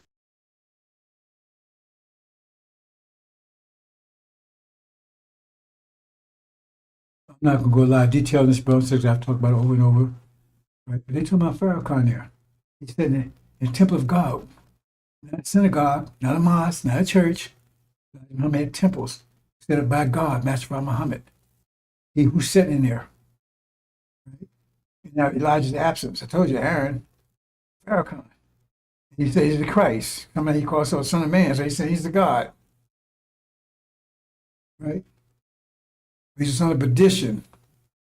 And he says, do not be deceived because the fallen away will come first. Well, that's the nature of Islam. They took it down. And then it says, one that was holding it back was taken out of the way. I was holding it back, and he had to be taken out of the way because they were plotting against him. So the nature is, but Farrakhan, they show you right there. That's a clear shot right there, because it says it make it clearly. Do not be deceived by any man, by any means. The fall away will come first. Why did one let you know the fall away come first? Why did they want to make a point of that? Why did they want to make a point of the fall away will come first? And then the man sin be revealed. Farrakhan told us opposite. He's saying the son of man, son of perdition, is a satanic Jews. And since he's exposing them, now they're falling away. So right there, tell you right there, he's deceiving you. They said no. They make it very clear the fall has to come first. He said no, it's coming now. Since so you read on your own, brothers and sisters. But it says because you don't love the truth, you don't want to go intellectual. Says you're on the emotional level, you're gonna be damned, and God's gonna damn you. He's gonna feed you more emotions. You want emotions, he's gonna feed you more emotions. You want pig, he's gonna give you some pig. He's gonna give you some. You love pork chops, well, he'll give you more. Yeah, boy, here's some ham hocks. Here's some ham. Some pig feet. Chitlins, bacon.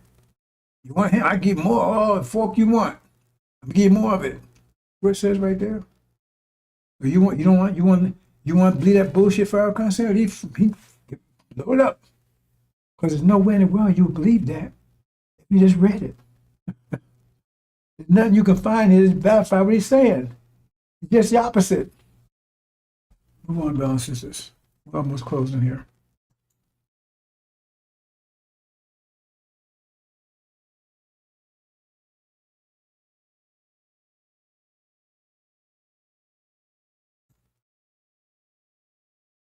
And this son of man must suffer many things, rejected by except Master Muhammad. Place doesn't have woolly hair, brown skin. Mistake. That's a lot they tell him is a mistake Elijah Muhammad made, because he said Master Muhammad was son of man. But he doesn't fit the description, so why would he say it? Then you have to ask him about that one. Anyway, I'm pretty close to closing here, brothers and sisters. I said this is clear stuff here. Like I said, if you're at an emotional level, he's going to feed you more of it. He ain't going to try to bring you out of it. You want to stay on the emotional level because you love the emotional level. You love Farrakhan. You love eating this shit, even though it's stink. Texture shit. It stink. It look like shit. Smell like shit. But you still keep eating it. So he's going to give you a lot more shit to eat. Pig shit, dog shit, that kind of shit, since you like shit so much. Because there's nothing that verifies him. You can't find anything. I tell you $1,000. You can find any scripture that verifies him, what he's saying. Find any scripture. Even in the Quran, you can't find it. I get $1,000 cash money if you can find anything that verifies he's a legitimate who he say he is. $1,000. You can't. Not even on the mathematical level, not even at the biological level. Because it follows the devil. He says it follows the devil. We don't say devil, he says Caucasian, Portuguese Jew, white Portuguese Caucasian Jew, who raped his mama. His mama tried to abort him 3 times because she was with another man. She didn't want him to know. And he might come out looking white. It's just real drama. Then whoop his ass was grown because he's a big liar. I mean, a righteous person, God would choose to be known as a liar growing up. Everything comes up. I said, if you, I'm going to show it again, then I'm going to close it, brothers and sisters.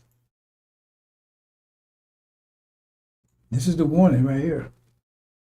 It was all, even him who's, okay, well, with all deceitfulness of unrighteous, them that perish, you that's hanging on Farrakhan, perish. You're going to perish because they received not the love of the truth. It was right there. You didn't want to hear it. It's clear. They made it clear. You don't want to hear it. Right? And that they might be saved. And thus cause God sent them strong delusions. Get more shit to believe in. They would believe a lie. You want shit? You want Farrakhan shit? We get more of it. You might be damned without truth, but have pleasure and righteousness. That's God's response. Yeah, I told you, they're going to suffer this most severe chastisement. I might do one more thing, bro. So let me see. Okay. Here, let's deal wisely with them. It says this trap is already set, bro. It says I explained the other day. I'm not going to right now. The trap is already set. It's just that they got to spring it. That's why Mama's going. He knows. I know it's a trap. I can see it clearly. Before they pull the trigger, he's going to make us move. He had just enough time to hear. So this troop, that's why I forgot to put it in. I remember it now. This troop be, right? This troop be spread all over the world.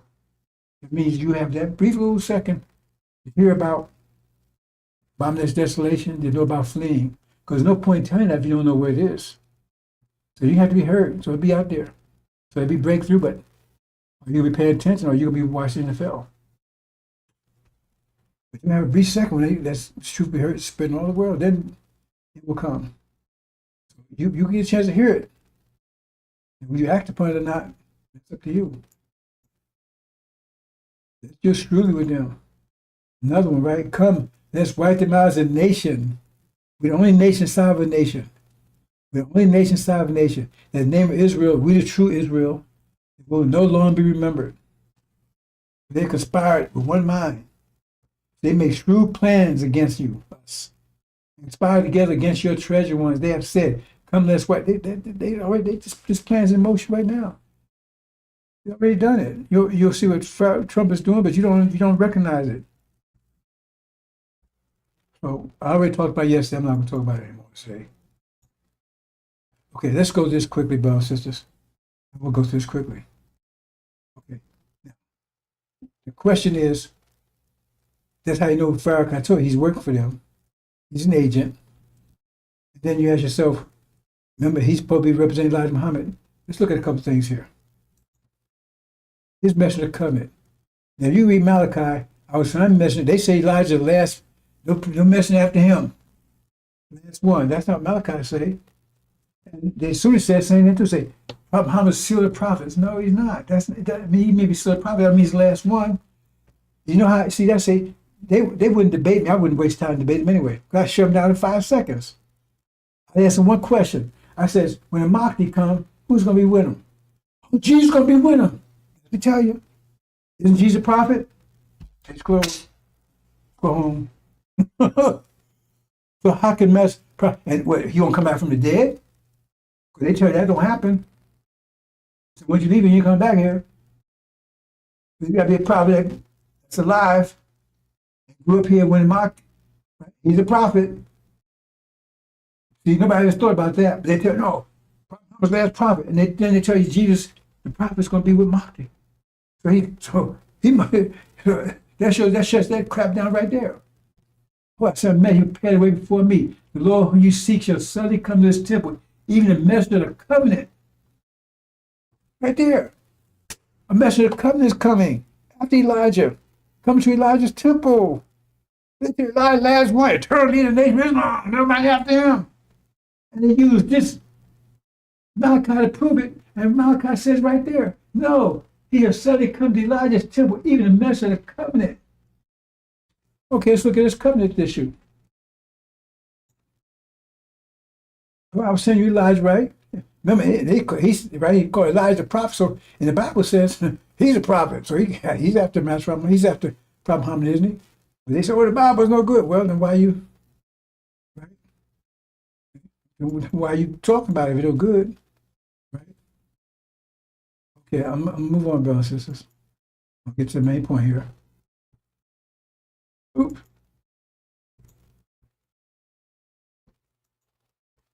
Okay, we got that. Let's look at this robbery of. They're talking about 4 people in Malachi. They're talking about God. They're talking about Elijah. They're talking about the measure of the covenant. They're also talking about a robber. They don't talk about that.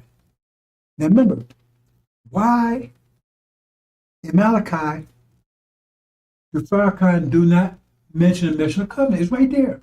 He said he's the one you should be lighted in. That's the one you should look for. But Farrakhan never mentioned him. He said, no, Elijah's the last one. But why is he don't mention that? Never mention the covenant, ever. Right? It's right there. Just look at this one here. So this promised land. By the same day, Lord made a covenant with Abraham, saying, thy seed have given, he never mentioned this either. Thy seed I've given, remember, mention the covenant. This is the covenant he's the messenger of. So he don't mention the messenger of the covenant, please don't mention the covenant. He's going to be the messenger of. So why do you emulate those? But he speak the rest of it, he just don't speak that part. But that seed, the seed, I've given this and river Egypt to the river. That's it. Maybe look at the map. So he don't mention either one of those 2 things. And this is God's word here. And the message comes his word too. He says he coming. So God's speaking of both places, the message of the covenant and the covenant. But Farrakhan, first of all, he said we ain't going nowhere. So calling God a liar here. We also call him a liar. He said lies last one. Because it says the message of the covenant will come. He prepared the way for the message of the covenant. So he's calling God a liar in both places. Here, he mentioned all this up here. We'll be afflicted, strange land, all that kind of stuff. We ain't going nowhere. And then right here in the same verses, we don't say this part. Why did he miss this part? Why miss the part of the covenant when he speaks the other part of Malachi? Let's go on. And then we talk about this robber of the nation. He said, well, man rob you, have robbed me, but say you are cursed with a curse. So whoever this person is, he's cursed with a curse. It could be cancer, could be disembowelment, could be castration. He said, you robbed the whole nation. Wait a minute, who's the nation? How did he rob the nation? Because Elijah prepared the way for the message of covenant, prepared the nation for him. Because he was going to pass the army, and so they prepared the army, right, for when they attack. That's why you're not prepared. That's why you go to tribulation. Because he was supposed to prepare the army to give the message of the covenant. He's supposed to prepare the army, nation of Islam for the message of the covenant, that he would finish the process. So when this time came, we already protect the armies already, right? And we get the hell out of here. They get out with the elect. He never mentioned that part. Why? It's right there. See? It's right there. But you curse with a curse. You rob this whole nation. He's robbing the whole nation. He's robbing the message of the covenant of the nation that Elijah prepared for him. So he's got it. He's robbing it. He's not took control of it, and he's robbing it. Both. He's robbing from the message of the covenant, plus he's ripping, right? See? He says, he robbed me, even his whole nation. So it's 2 stages of robbing. Let's move on. And then let's look at here and just see the Abraham. Who's the seed of Abraham they talk about, right? Well, ain't that Farrakhan there? Ain't that his daddy? You see the resemblance? He got hairs like his daddy. See the resemblance? His father was the devil. So he not see Abraham. That's why he despised the covenant. That's why he's lying to you. He's trying to keep you here, right? Because he know he despises the covenant, because he know he's going to be destroyed. God's against him. He's against us. He gets rich off of us. So he's doing everything to help devils keep us from rising. Clear enough, brothers and sisters? Look at him. That's not what God says. He's going to get rid of all of them. He kissed him in the mouth. But, this happened after they cut all this stuff out. So I guess maybe he got a new lover. 5 flayed you so earlier. The one that's called his brother. Washington, D.C., Louis Farrakhan. Play his brother since them ago.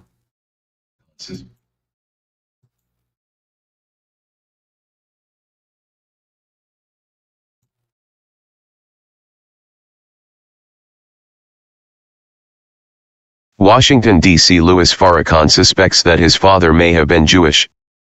At least that's what he tells Henry Louis Gates Jr. in the current issue of the New Yorker magazine. Speaking of his father's white Portuguese parents, the Nation of Islam leader said, "I'm going to tell you something. You really want to know what I think? I think they were members of the Jewish community." He added, "I believe that in my blood, and not in a bad way. Because when I was a little boy I used to love listening to the Jewish cantors in Boston. They had a program, and every week I would listen. I was struck by the cantor, and I've always loved the way they sing or recite the Torah." Gates, citing an academic source, says Farrakhan's assertion about his lineage is highly probable given that nearly all people of Iberian descent in Jamaica and Barbados are of Sephardic Jewish ancestry. Farrakhan was born in 1933, the son of May Clark, who was from Barbados. He was named Gene after his father, a light-skinned man with straight hair from Jamaica. His father, Gates writes, was a philanderer whom the family rarely saw. "If in my lineage there are Jews, I would hope that in the end, before my life is over, I not only will have rendered a service to my own beloved community of black people but will also have rendered a service to the Jewish community," Farrakhan was quoted as saying. In the interview with Gates, which reportedly lasted 9 hours, the Nation of Islam leader also made reference to wise Jews who plan evil, the international conspiracy of Jewish bankers and overwhelming Jewish complicity in the slave trade. Jewish groups expressed outrage over Farrakhan's latest public statements. Farrakhan's effort to make it appear that he is merely criticizing the evil he finds in his own Jewish antecedents is a reflection of the bizarre and ludicrous nature of his entire behavior towards Jews, Phil Baum, executive director of the American Jewish Congress, said in a statement. Meanwhile, a planned protest against the Anti-Defamation League of B'nai B'rith fizzled last week when Washington, D.C., police denied former Nation of Islam spokesman Khalid Abdul Muhammad entrance to the B'nai B'rith office. Flanked by 4 bodyguards in black fatigues, Muhammad took a moment to rail against the ADL and the Jewish community before he departed the scene. "This is a criminal organization and a criminal enterprise that has lied and spied on black leaders and black organizations," said Muhammad, who was dismissed as Farrakhan's spokesman in 1994 in the wake of a national controversy surrounding a vehemently anti-Semitic speech he delivered at Keene College in New Jersey. Muhammad called the ADL and its parent organization, B'nai B'rith, one of the main arteries of improper propaganda and nefarious activity that has greatly influenced the larger American Jewish community. In brief remarks to reporters, Muhammad said the black man and black woman are the chosen people of God and we want to put an end to this lie of the so-called Jews, these people who crawled out of the caves and hills of Europe just a few years ago claiming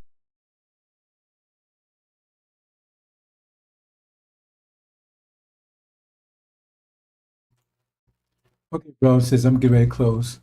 But keep in mind, I'm telling you, to flee because you're going to be on attack, and it means immediately you can have time to think. Why can I warn you? It's going to be around what's happening right now. It's going to be as a result of what's happening this right now. So how can I warn you? How can I tell you? Because he's a liar. He's on a petition. He may not even know, but he's working for them. He's working for God. He could be telling you, he could be warning you. Because how would you flee if you don't even know, have any idea what's happening? You have no idea. No one's telling you this. I'm the only one telling you this. It's right there.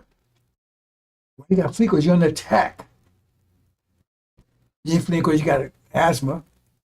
Because you could be under attack. So, and the only reason the reason why you got to, because the attack is already set up. You just got to move in on you. So, because if they got to think about it, it means you got time to think. You got time to think because it's already set. The trap's already set. You got to spring it. And he's not saying anything. He don't know. He's a fool. On top of that, he's a demon. But once they get rid of us, they get rid of him too. You understand? How come he's quiet? Because he don't know anything. Plus, he's one of them. And why he's not speaking about God? He's so much like 911. Because his master, his trainer, his controller, Israel told him, you better not say a goddamn thing. He's not saying anything either. God told him shut up. His God told him shut up. Satan.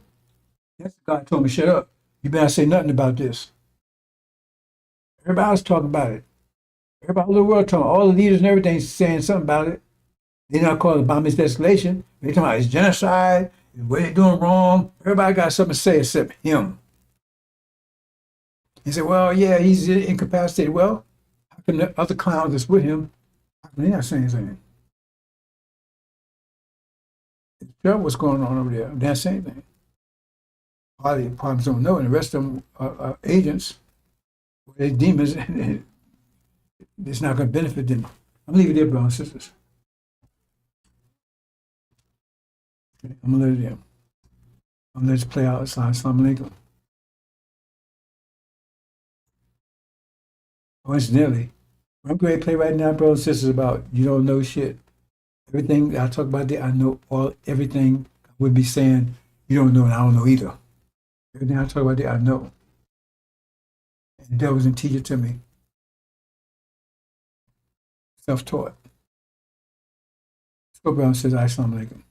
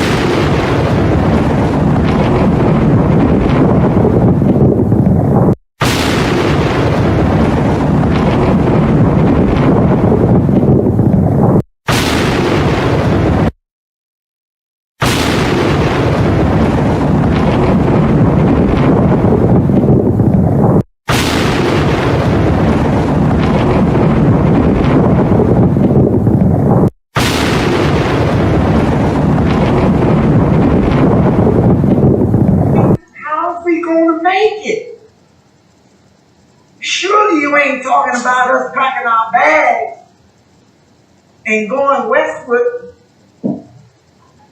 or going out there in the land. Ain't no cities, no towns, no infrastructure out there. Surely you ain't talking about that, are you? No. We ain't going back to Africa. No. This is your land. Our sweat, our tears, our blood has earned us the right to the land. What God wants you to do is come out of their way. Come out of their pagan holiday where you should be honoring Jesus. You are out here buying bunny rabbits and inviting your children to paint eggs for some Easter hunt. Come out of her. Get the Santa Claus out of your house and a tree that is the way of the pagans. Come out of her. St. Valentine's Day. What the heck is that? Excuse me. Come out of her name. Come out of her religion. Come out of her culture. Come out of her way of life. Come out of her educational system. Back to their people. When they was put off on the shores of North America. And this ship, Jesus, that John Hawkins brought our best hero. They stood and stared at it disappearing in the horizon, crying, wanting to return. With their hands stretched out towards that ship and tied in chains themselves bound together.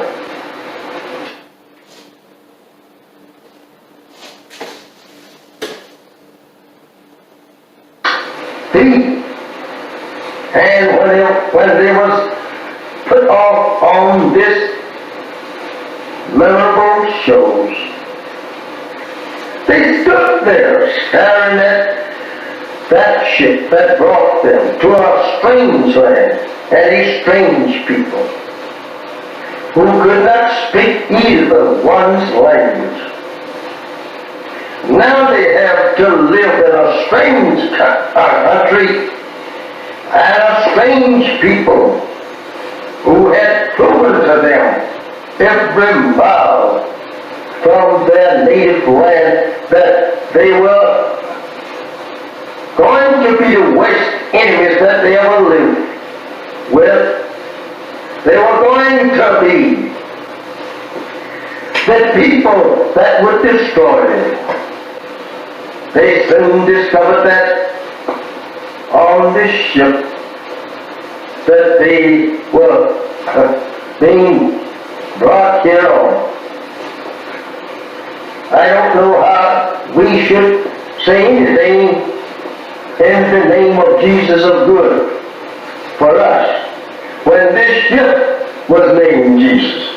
This is how that we have always been deceived by the white man, trying to use Jesus, the name Jesus, to lull us off in a mental sleep, thinking that we are on our way to heaven. This is terrible. My beloved brothers and sisters, this is very hard for us to even to accept today. Imagine our parents standing crying to return to their native land and people, and you here today crying to stay with the very enemy that brought our fathers in subjection to their will.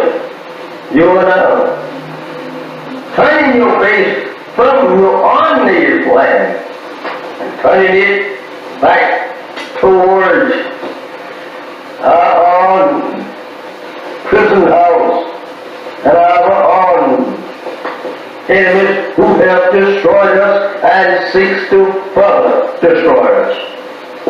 How do you feel? How do you feel? Not wanting to return to your people. They are trying to make love with the very people that destroyed you and your parents.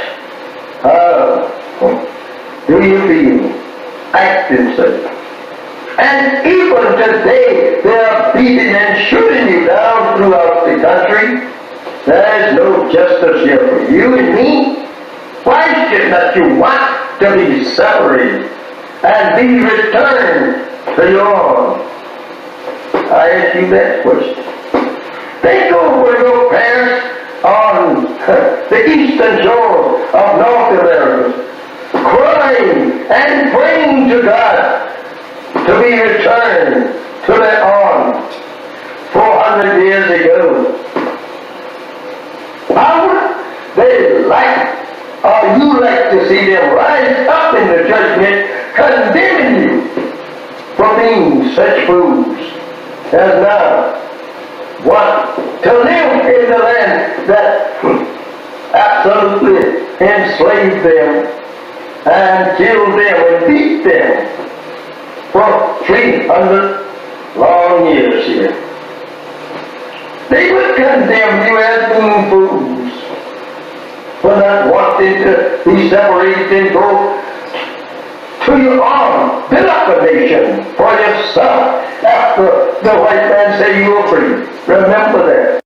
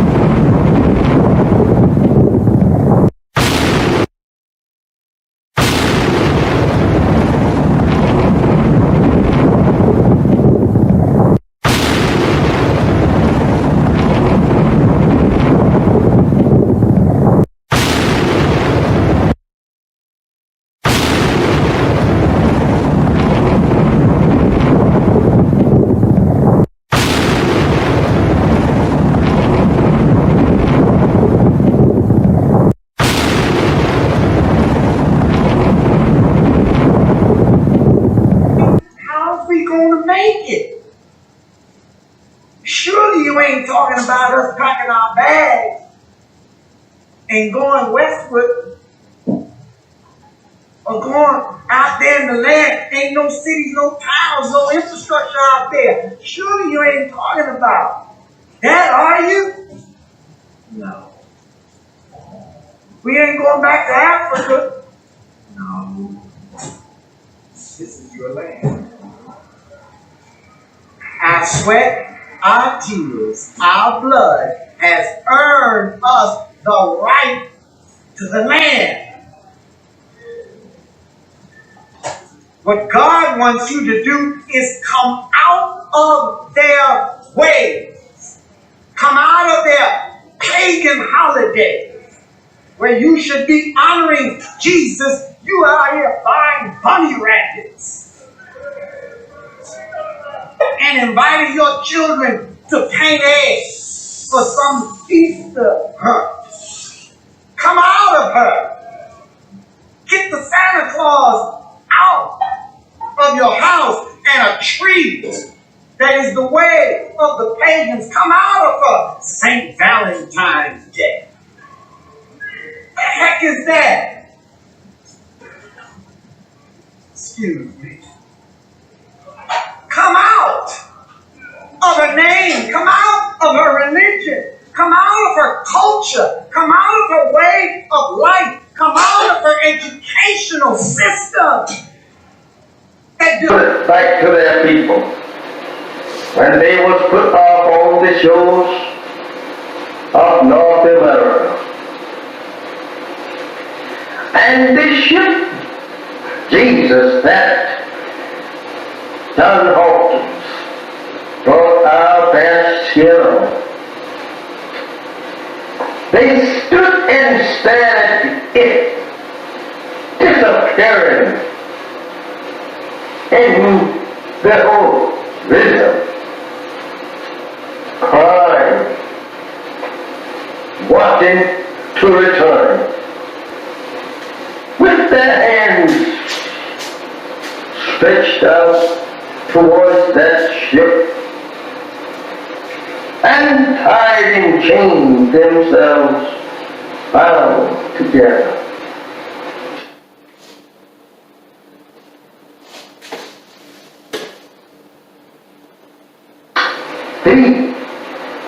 And when they was put off on this memorable shows, they stood there staring at that ship that brought them to a strange land and a strange people who could not speak either one's language.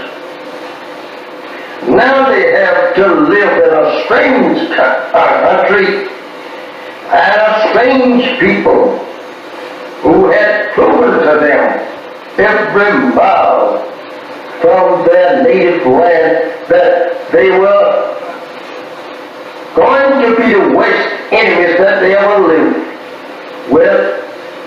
They were going to be the people that would destroy them.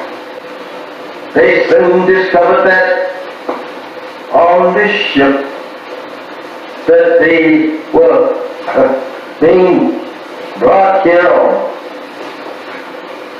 I don't know how we should say anything in the name of Jesus of good for us when this ship was named Jesus. This is how that we have always been deceived by the white man, trying to use Jesus, the name Jesus, to lull us off in a mental sleep, thinking that we are on our way to heaven. This is terrible. My beloved brothers and sisters, this is very hard for us to even to accept today. Imagine our parents standing crying to return to their native land and people, and you here today crying to stay with the very enemy that brought our fathers in subjection to their will.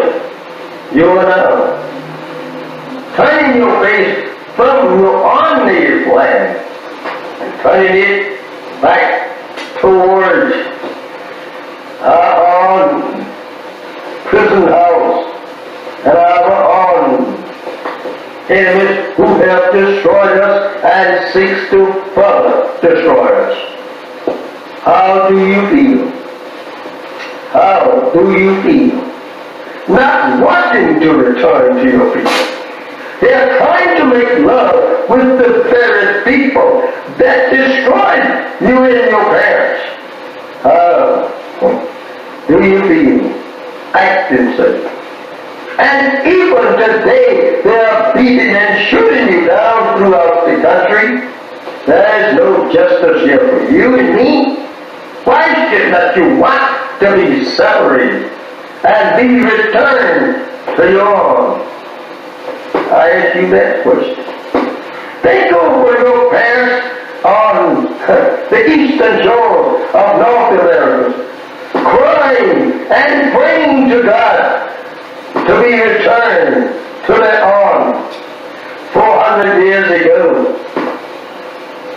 How would they like, or you like to see them rise up in the judgment condemning you for being such fools as now want to live in the land that absolutely enslaved them and killed them and beat them for 300 long years here. They would condemn you as being fools for not wanting to be separated and go to your own, build up a nation for yourself after the white man said you were free. Remember that.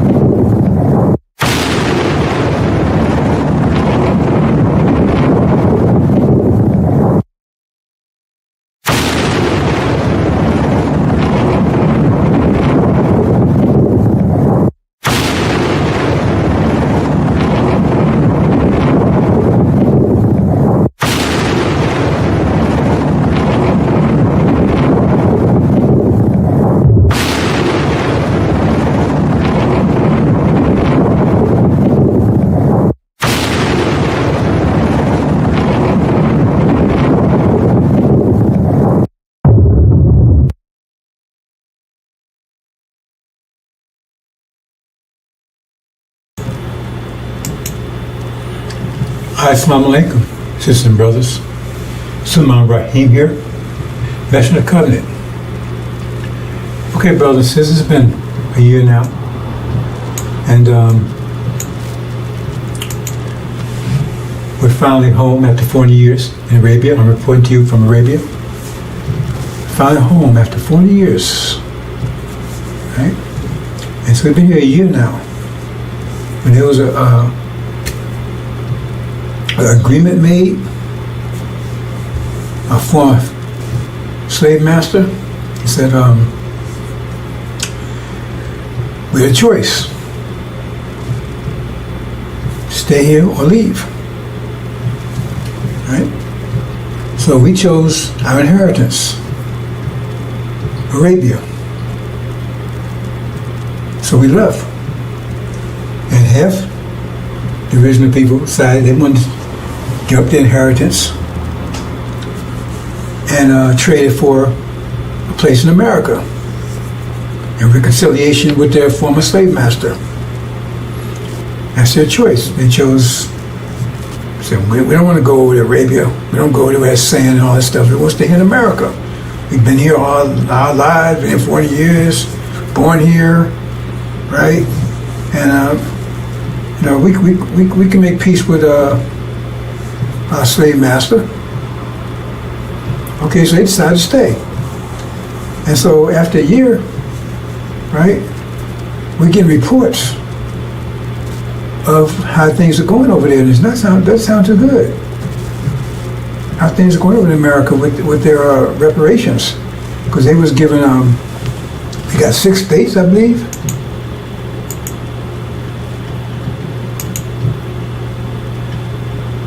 Yeah, see? Yeah. Yeah, they got those 6 states right there. That's what Farrakhan told them. You know, they was listening to Farrakhan. Farrakhan promised them, you know, they stay there, 6 states, right? Had their own land. And they can make reconciliation with the former slave master. They're not devils. They're not devils. They're human beings.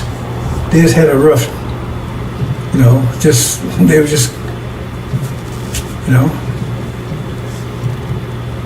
did some things wrong, but now they, you know, they're gonna make amends and make reparations. So 6 states, and in addition to that, they gave everybody $1 million. Everybody stayed $1 million. Right? Say, thank you, Farrakhan. They're so happy. Thank you, Farrakhan.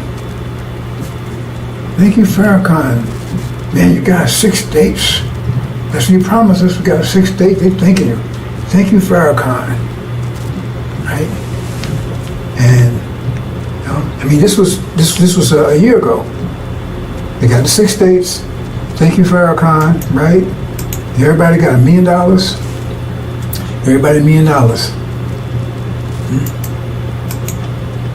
And they're rejoicing. Oh man, they're so happy. Hey, we came here. We made it. We got America, man. We got reconciliation for a master. We got 6 states. Everybody got $1 million. We're all rich. That was a year ago when we left. So we're in Arabia. They're still back there in America. And now we're getting reports a year later. This was the way it was a year ago, man. They were so happy. They were so happy. Right? And now we get reports of what's going on right now. Let's see. Oops, it says a power failure. Great power failure in those 6 states. Power failure. And just those 6 states. Right? So, and now they had a big and massive, they came asking to turn the power. Well, why can't they do it? Oh, Farrakhan didn't train anybody. He was telling you about 6 states, he never prepared you for them. So nobody knows how to do it. How to turn the power grid back on. So now he's begging, man, master, can you come and turn this thing back on for us? I mean, you would think that if he told him 6 states to promise him that he would have prepared him for it, right? Their schools and education, whatever they needed for that. But now, I guess they didn't, because they said over there now he's begging the former master to come and turn the power back on. And then what? I mean, this is all that's happening now. I mean, I'm getting these imports in now. A year later, it's like they're coming in every hour. Power grid failure, right? Then say, oops, crop failure. All of a sudden, there's no. They say, they looked at the farmers when they done the farmers said, oh. So then they had master, what's happening here? How come right? Our crop. They found that the land they gave them wasn't that fertile. A year later, nothing's growing. Crop failure. And now they master, what's happening here? Right? And then, I mean, all these things, every hour back's coming in, right? And then they look, and they had, a year ago they had plenty of food on the shelves, right? And now, they look there now and all the food's gone. It's gone. And she said, what am I going to do here?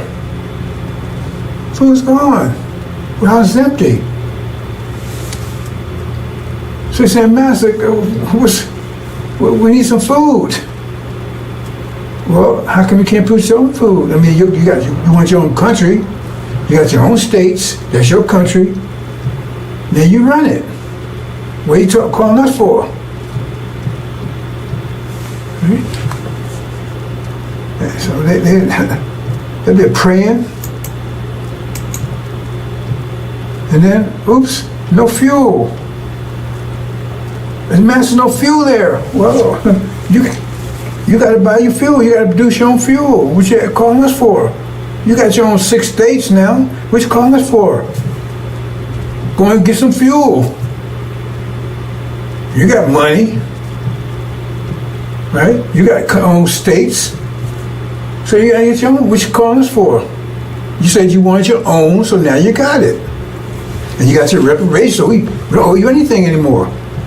We don't owe you anything anymore, so what you calling us for? We don't owe you anything. You said you agreed to 6 states and $1 million per person. You took that instead of your inheritance, what you call the Abrahamic Covenant, Arabia. Your brothers and sisters, they left. They took that was offered to them. They took it, and you said no. I want this instead.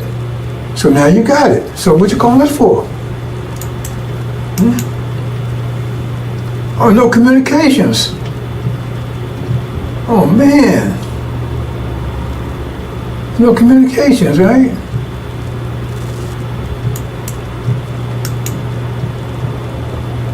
No medical facilities. So what's going on, Master? Wait a minute, hold on. That's you. What you calling us for? That's yours. You got to handle that stuff. You want us to handle it for you? You want independence, now you have it. I mean, wow, this stuff was coming every hour, man. Instead of like a year, they was celebrating. And now they crying and begging the Master, okay, we got all these problems here. I said, wait a minute, that's yours. What comes about your problems? You have to work those out. Right? No transportation, I mean, no planes, no nowhere. We don't know about fly the planes and to drive the trucks and the boats and stuff and to go and get this stuff. Well, what you done that for? You wanted this, you got it. So go ahead and get to train your own pilots, build your own planes, build your own boats and right? You see what I'm saying? Transportation, build your own trucks. What you calling for? Yeah, Master, you said you wanted 6 states, you got it. You want $1 million per person. That was your reparations. So now if you didn't pay people to take care of this, how's that our problem? You're independent now. You're really free now. Oops, no fuel, the gas station's empty. I can't drive, man. And no gas. Man, wow. All this stuff happened like for a year. They thought that everything was great, and all of a sudden everything ran out. So guess what happened? Everything was there when they got it, and then it ran out. They had to, for them to replace the fuel, to get the farms going. So they was left with that stuff. The factory was full. I mean, warehouses full. Then you had to keep they thought that was just going. I guess they thought it was just going to be there, just by itself.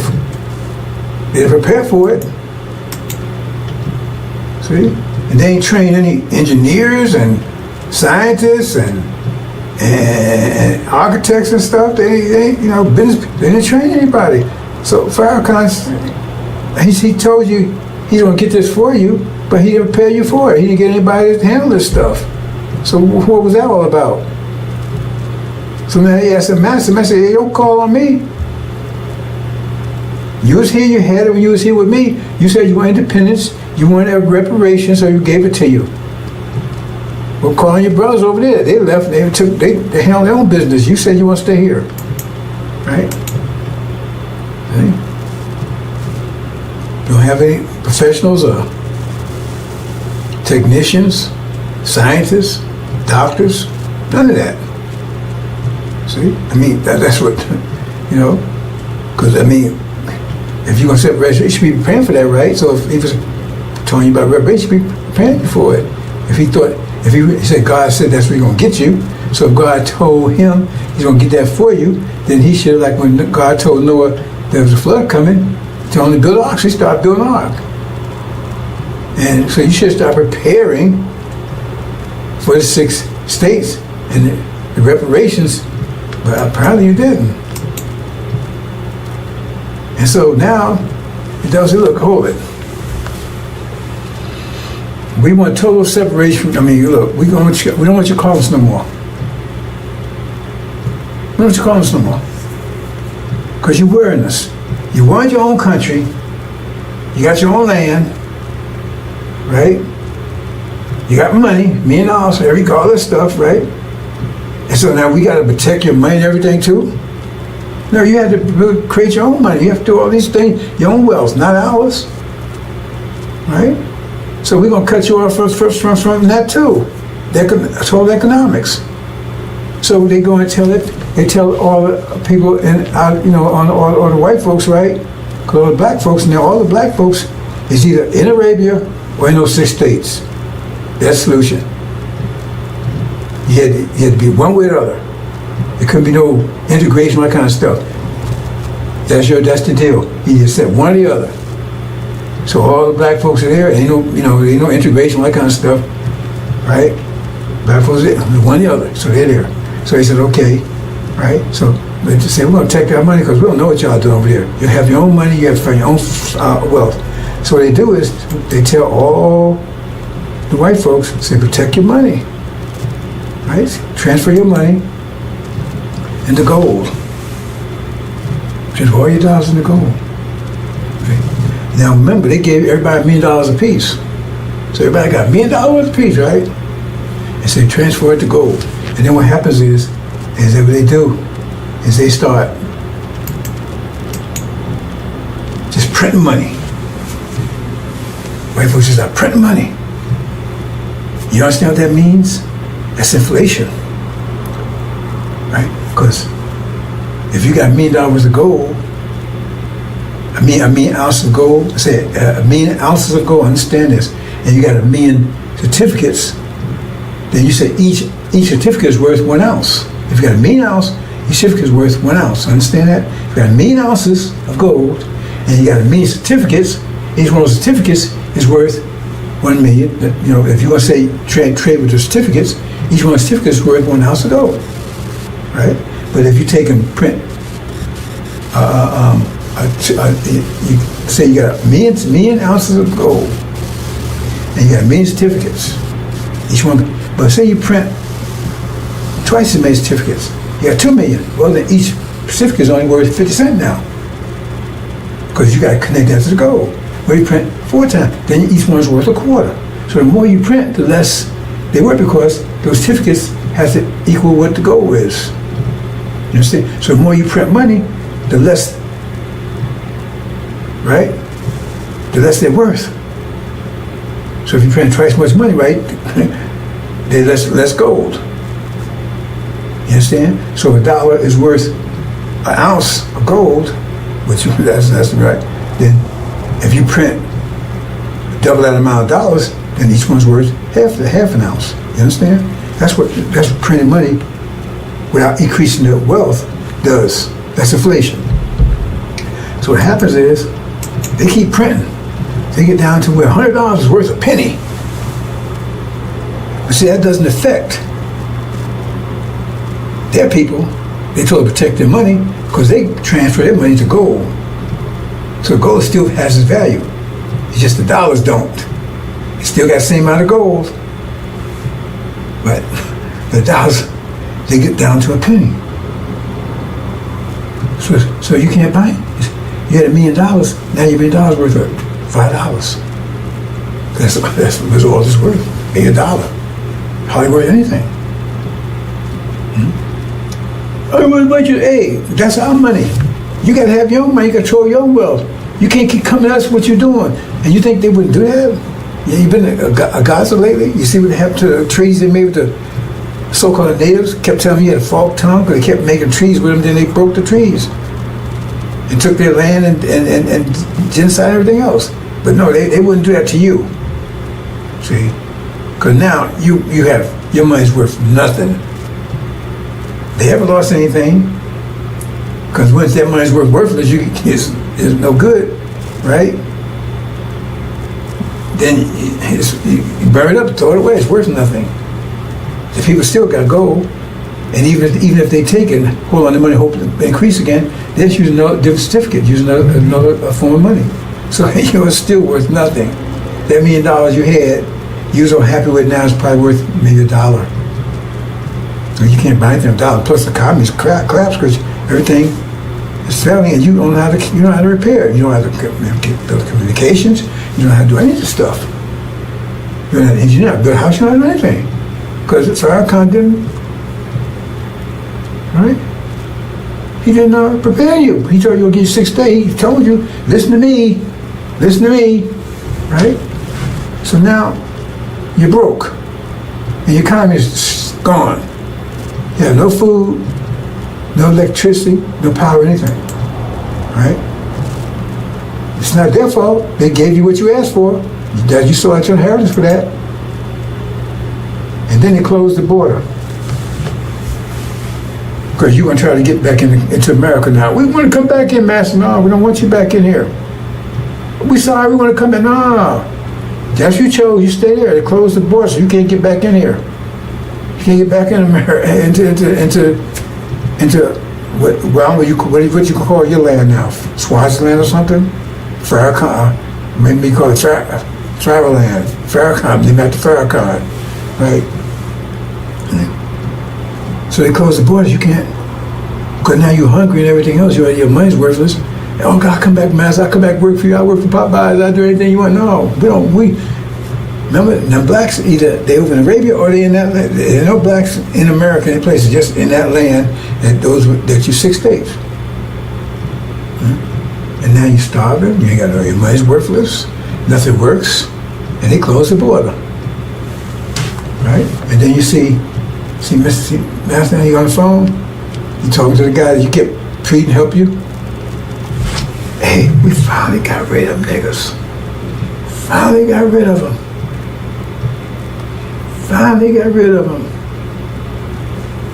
See on the phone. Yeah, it worked. We sold them reparations. We sold them that used car. You turned the miles back and everything else, and they bought it. See. They could have had a BMW. They could have had a Lamborghini. They sold that for a BMW that looked good. Damn thing didn't work. And now they're starving, living in tents.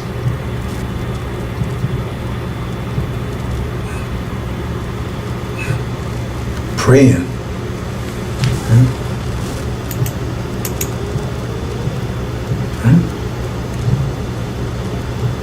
So what? Then what next? What we gonna do, Farrakhan? You told us to take reparations, so we did. But they gave us everything that we asked for. What we gonna do, Farrakhan? What we gonna do? Pray.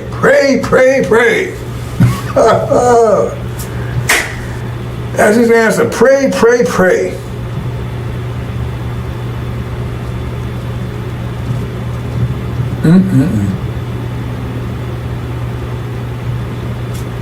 That's your reparations. Like Elijah Muhammad said, he had a big picture. We leaving, and blacks staying on the shore, the ones stay behind, and they was whooping their ass. Right? Because they thought you think they want to give you some land and take care of you? You think they want to do that? And go bankrupt, give everybody $1 million? How much that is? If it's 17 million, that's 17 million times 17 million times a million is like $17 trillion, I think, something like that there. And they're gonna do all that for you. They want to get rid of you. So now they have succeeded. Because they closed the border. What you gonna do? You gonna fight to come out? They closed the border. They got the military around there. They finally got rid of you. No more black problem, no more Negro problem anymore. One group's out of here, another group that's here.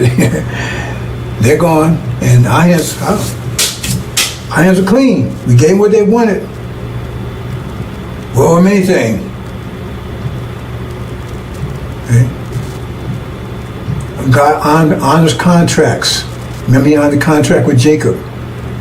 Esau sold his birthright for a bowl of soup to Jacob, which was Esau's inheritance, and God honored it. Okay, Jacob, it's yours. You're the one. And that's the deal. Because he ain't your friend. Pharaoh ain't your friend. Pray, pray, pray. That's the answer. And this homeland you was promised, you rejected it. So now you got what you asked for. So if they gave you reparations today or tomorrow, how would that scenario not play out like that? Well, they say, okay, you got it. Tell me how the scenario wouldn't play out like that. And tell me why they wouldn't do it. They love you so much, they're going to say, okay, we're going to take care of them. I mean, why should they go out their way to take care of you when you was right here? You was working at Popeyes and then they get up on Section 8, all that stuff right here, because they're trying to get rid of that stuff right now. Trump's trying to get all that stuff right now. Because they're closing on you don't realize it. Anyway, that's just, that's what's happening over in America. Wow. Boys, come here. Disaster over there. And, I just got a call. Oh, wait, hold it. Really? You serious? Our ambassador just got a call from I don't know what they call it Conland or something. I forgot what it's something to call it there. That 6 day. They begged us to come and help. Can they come over here? Can we come and get them? Really? Can we come and get them and bring them? Oh no. Now he went and asked Master Farah Muhammad, right? He said, no, hell no. We ain't going to get them. And I agree with that. Yeah, the Master said he said, let's call him, and he passed the word to Master Farah Muhammad. Master Muhammad said, send him back. Master, no, we can't come and get you. You made your choice, live with it. Or die, whatever the situation is. Wow. I can't believe that. They actually, right, sent a message over. I don't know how they did. I don't have any communication with it. Somehow they got the information over to them. Said, we please come and get them. Nope. Said, no, tell them no. And don't waste time communicating with us anymore. You got your land. You got your reparations. You got your money. You got Farrakhan as your leader. Yeah, tell him. Talk to him. Let him straighten out for you. He didn't want to sell you the idea. He was a salesman. So you on that idea of reparations. We told you. Right? Suleiman, right? He was the messenger to you, telling you, look, man, let's go home. You said no. You chose not to.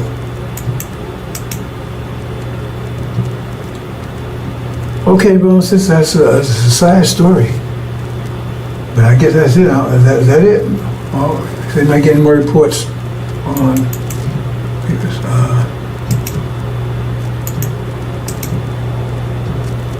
Okay, he says that was Matthew Prophet Muhammad's final decision, and I think they closed communications off from there. So, like I said, brothers and sisters, we got those rides that came in. All that came in today, man. Came in fast. After a whole year, total collapse. Now they begging it. Somebody help them. We can't do it. Maybe Master help you. We won't do it. Assalamu alaikum.